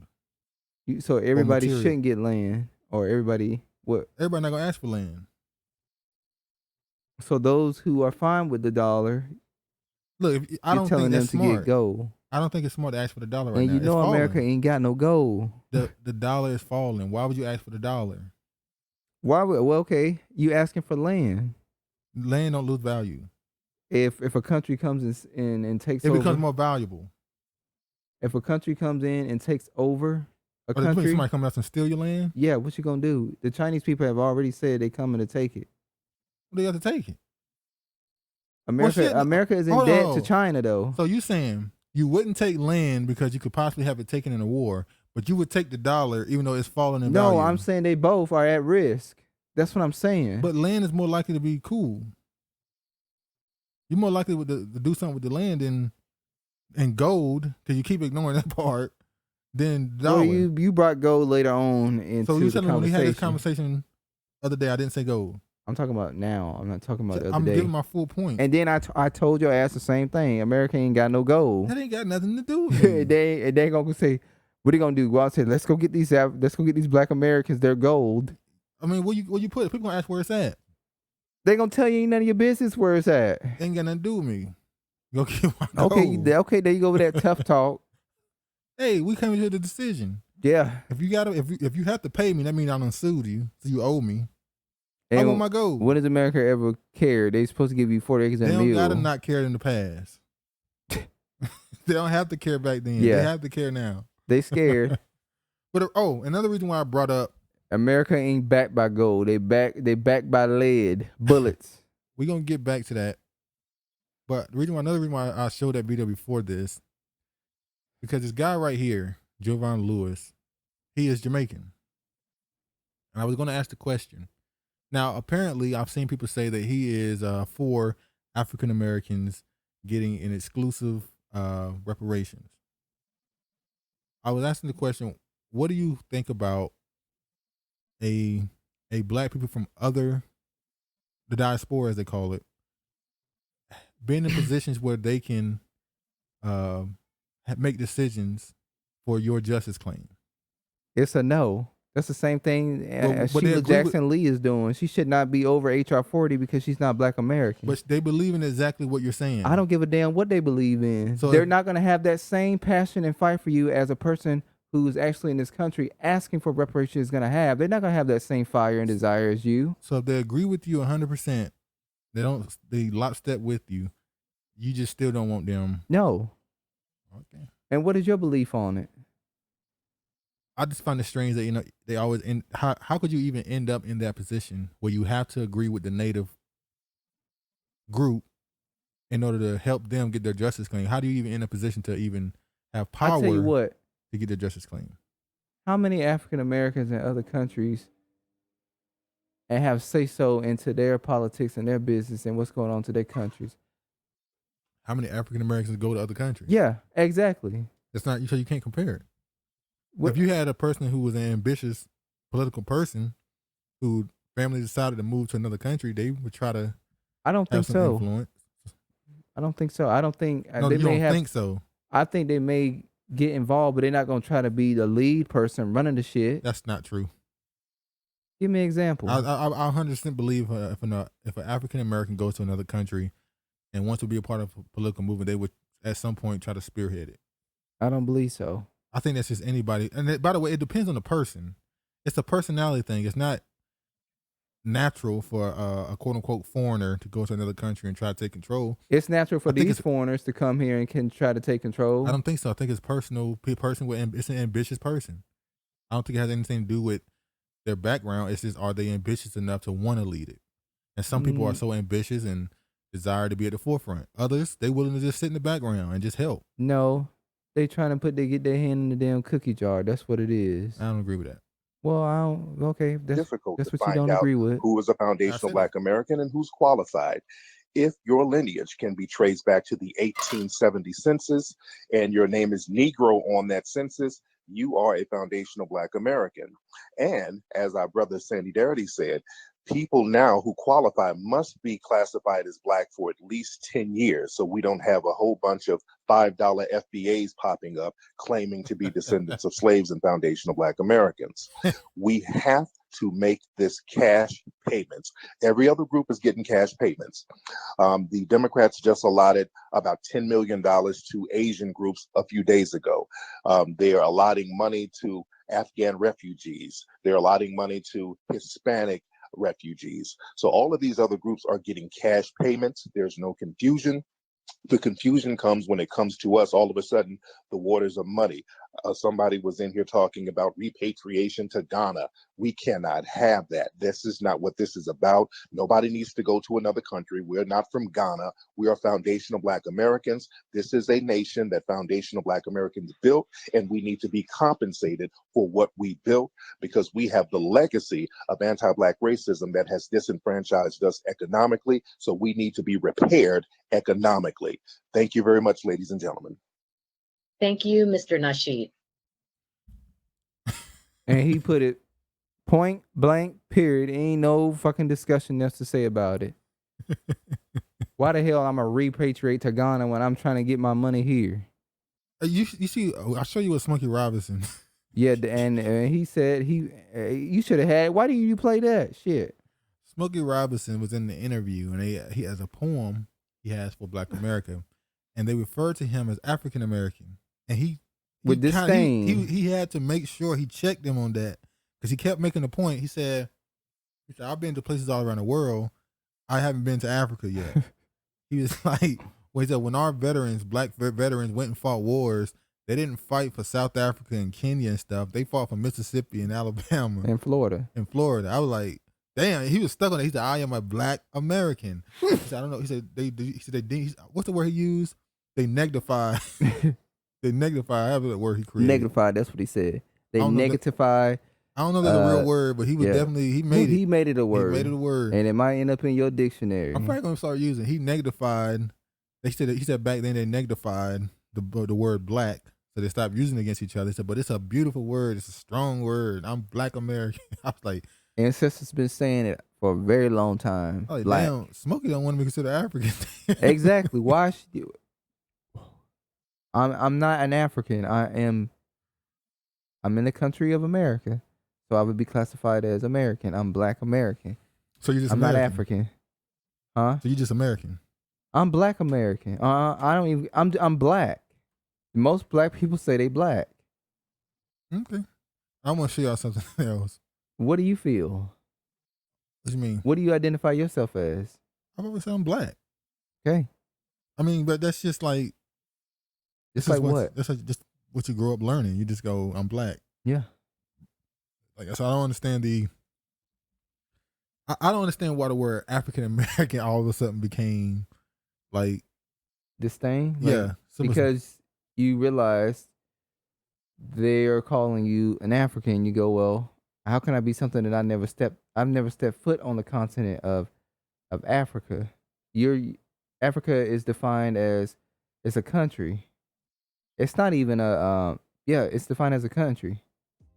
It's a continent. Oh yeah, boy, they better. Africa, Lord, and you sitting there just letting me. I'm busy. I'm doing this. Africa is a continent. Yeah, because they're gonna get your ass. A country, Jesus. And Christ. yeah, you see, he's trying to set me up for the diaspora to come in and attack. That's what he's trying to do. By him not correcting me and saying you mean continent. I literally was clicking something. You saw it. No, you wicked, everybody, you slick. If you watched this long, you saw the screen change when he was saying that. I was busy clicking something. Yeah, you was clicking, hoping that you get some more clicks. That's what you were doing. All right. Speaking of Biden, I did not expect this. Biden nominates Ketanji. Is how you say it? I haven't even listened to how you say her name. I'm sorry. Brown Jackson to Supreme Court. So that's who he chose. Is this the one married to the white man? I mean, yeah, that's kind of normal in the Supreme Court. I mean, what's his name? Thomas Clay. What's his name? So in order to be a Supreme Court justice, you got to be married to a Caucasian person, I suppose. I thought he gonna pick Childs. Yeah, that's the one connected to Obama. That's the one who the Republicans. That's the one that made sense, but told you they be trying to throw you off your scent. So these are the reactions from the people about the historic nomination. Nothing really changes. I mean, how much does this help his poll numbers? I could say something real bad, but I gave him a thrashing for the day. How much does this change his poll numbers? Huh? How much does this change his poll numbers, you think? Well, if at all. Black Girl Magic may be feeling, a little more hopeful. I don't think so. They just feel like this is a bone that he's throwing. I think they know this is all they can get out of him. It's time to move on. They done milked the cow. They done milked him. They got a Supreme Court pick, so it's time to throw him to the wolves too. What's going on with that abortion law? Yeah, I would love to hear her stance on abortion. That'd be funny if he. Well, she's having white babies, so she's probably. You don't know how many babies she got. You don't even know she had no kids with this man. I sure don't. I'm assuming. I'm making allegations. Let me continue. She's probably not for abortion because, she's having kids with a white man. So. Once again, you don't know if this woman has children. Now you're going to look it up live. All right. Shut me up. Shut me up. All right. Whatever. Hold on. Let me know if you get it now. Sorry, it's not a good day for y'all because of the whole. I mean, not a good Tina day. Knowles. She has 2 children. With who? She has 2 children with the man she's married to, Well, Mr. then- Patrick G. Jackson. Well, I mean, she is married. Yep. Been married ever since 1996. She's 51, so. I mean, nothing changes. So We don't know if she was, dating black men before she's decided to date. none of that matters. If there was any abortions made. Are you talking about if she's willing to? No, mercy. I'm joking at this point. I'm not really joking, but. This is just some quick stories. Biden officials fear Elon Musk would embarrass president at White House. They won't embarrass him because they scared he gonna make jokes against He him. should be used to the jokes. But Elon Sleepy Musk, Joe. He's one of those white dudes with a big platform. It could really Jim hurt Crow him. Joe. Investigators in Trump fraud probe reportedly resigned after DA expressed doubts about case. No, that's crazy. So the DA said, "I don't think this case can hold up." And they're saying you're gonna move forward with this case. And he's like, I'm gonna resign. No. The DA said, "I don't think this case can go nowhere." The investigators, 2 of them, stepped down, not the DA. What were they told that? Okay. What did they know? Kerry R. Dunn and Mark P., the Manhattan prosecutors leading investigation into former President Donald Trump's business dealings for signs of fraud, abruptly resigned Wednesday after incoming district attorney Alvin Braggs told them he had doubts about the case. So did they resign because they felt like there was more into the case, and they thought, he's not going to do what's right, so we're not going to work underneath him, I guess. Okay. Without Bragg's commitment to pursue the case, Dunn and Westcott proposed plans to question witnesses before the grand jury, effectively halting an investigation to whether Trump organization strategically misstated the value of one of his assets, the Times reported. The resignations followed a month-long pause presenting before a Manhattan grand jury. The Manhattan District Attorney's Office did not immediately respond to a request for comment. So what does this go with Trump? They still got this man in court. It's going on 2 years. Well, we'll give it a real year of court. Because they don't want him to run for president again. Well, I think he had to lose in 2020. I think it's all, scripted. But it's just, this is getting ridiculous. They still doing the January 6th thing. Look at this. British Queen still has COVID symptoms, postpones audiences. Now, this is the last time I looked it up. She's postponing audiences, so she don't want to be seen in Zoom calls and stuff. She's just in the palace, just getting some rest, laying down, still. Under dirt. No, they definitely did that yet. You see what they did, Ruth Bader? They had that woman in a damn freezer for a month. Had her she's staying youthful looking. Had her in the freezer for a month. Now, when her son, we talked about this, allegedly went around her, and he was part of the reason he ran around her and just so happened to have COVID. I mean, we could be diabolical and say that the son tried to off his own mama. And I think that's what happened. But now the queen, quote unquote, this German woman, she has COVID. Did she lose? Like she lost weight. I'm going to show you a clip of some of the medicines they gave her to help her. And pay attention to what you see. People in the 90s are at significant danger of the bad outcomes of COVID. Dr. Mukesh Haikerwal says a COVID patient the Queen's age should be isolating and might benefit from new medicines currently approved for high-risk patients at Australian hospitals. These tablets or these infusions can make a dramatic difference to their immediate welfare and health and how they feel, but also their long-term benefits as well. Is it possible for a person in their 90s to have a mild case of COVID? Yes. Mukesh Haikerwal says a COVID patient the Queen's age should be isolating and might benefit from new medicines currently approved for high-risk patients at Australian hospitals. What is that?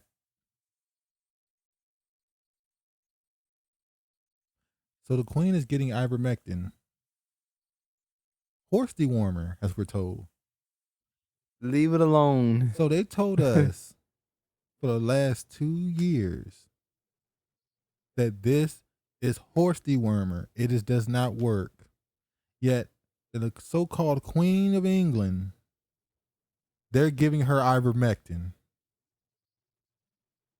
You gonna say it with your chest too, huh? These people. And they put it on TV like you're not supposed to see it. Like they put it right there. Like yeah, I know we've been down on this for the last year or whatever, but this shit kinda hit. Mm-hmm. I swear, boy.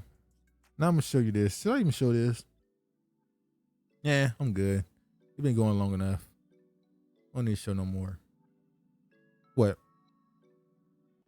Nah, okay, I'll go ahead and show it then. Fine. All right, this is the last thing we're gonna show. Do you feel like you're sounding the alarm Yes. for people that don't understand what the fuck is going on? So here, I'll pull it up for you here, yeah? So there's the video. Yes. I don't know if your camera can see that, but No. there's the video. There's him speaking about it. The G7 is launching a set of public policy principles for retail central bank digital currencies, CBDCs. Central bank digital currencies could be a digital version of money, a bit like a digital banknote that could be used alongside... Right, so that's the guy who runs our economy in the UK. His name's the Chancellor of the Exchequer. And here is the article. Bank of England tells ministers to intervene on digital currency programming, yeah? And here's a quote from the article. This is in the Telegraph, the one he pulled up, but it was behind a paywall, so I'll just read the quote. Digital cash could be programmed to ensure it is only spent on essentials or goods which an employer or government deems to be sensible. Holy shit. Now, I'm going to take it one step further for you, Joe, right? So the vaccine passport infrastructure is in place. But now we know that the vaccine doesn't stop infection or transmission, but the checkpoint Charlie exists everywhere. They bring in digital banking, central banking digital currencies. You've got a scenario now that you're checking in and out everywhere you go using vouchers that are programmed and you can only spend where you're told you can spend them. There's another word for that, man. That's called the Chinese social credit system. That's what it's called. And anyone who watches Black Mirror will know what I'm talking about. That's that TV show, right? Yeah. So what they are telling us, and when I say they, who's they? People in power. That's the head of our economy, the Chancellor of the Exchequer, second most powerful person other than the Prime Minister and maybe the Foreign Secretary in the UK, right? He's telling us, I just played it there for you. He's telling us that's what he, as the UK, the head of the G7, want to bring in for the G7. So a scenario where, like in New York at the moment, because the passport infrastructure is in place, you bring in that digital currency and you've got this total control. So, at least this is I've only seen this in the UK. They've only said this there. Look at this. Bank of England tells ministers to intervene on digital currency programming. Digital cash could be programmed to ensure it is only spent on essentials or goods which an employer or government deems to be sensible, ultimately giving the issuer control over how it is spent by the recipient. So I'm going to take your money, make it digital, and control how you spend it. Let's say you did something to get on my radar and you want to spend some money on a certain concert. Your credit score, your public credit number is too low. So I can deny you the ability to go to this concert or to buy that item from the grocery store. Hey, America's too fat. Let's stop everybody from buying certain sugars and stuff. Or the fat people from buying certain shit. So now, without even having no control over what you buy, they can control it. Hey, we need this right here. We need this. We need you to spend your money a certain way in our economy. This is what they're saying they want. Wow. We talked about this last week. The money system, they're looking to change it. But they're going to try to change it in a way where they can control it even more. Their quote-unquote free market, they don't want that no more. They don't want you to build businesses. They don't want you to be an entrepreneur. They want you to rely on them. They want you to rely on them so that they can control you more. Crazy, man. You got any opinion on it?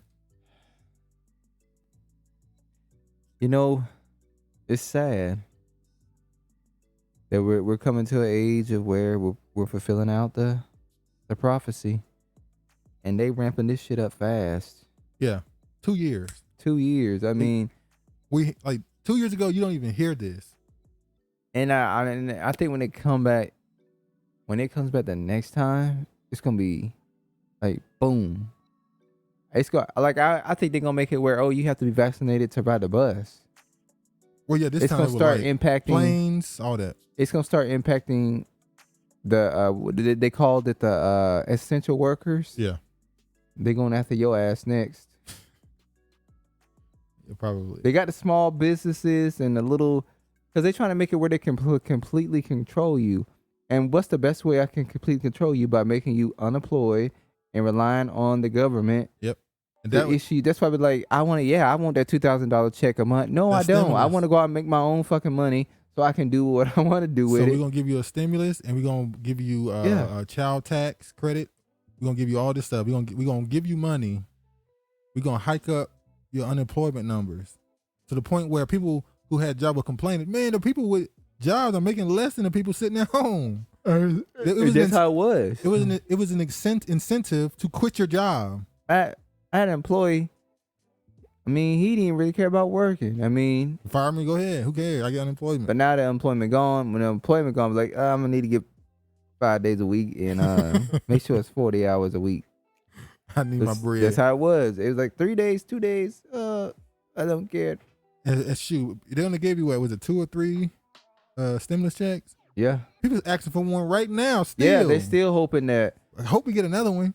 One more. You know they said one more. They know after that one more they're gonna say just one more next year. The same thing. The shit it's gonna be a repeating process. But what's funny is in other countries they were doing that monthly. Canada. America gave us 3. Canada. Other countries they were doing it monthly. Give you 800 a month.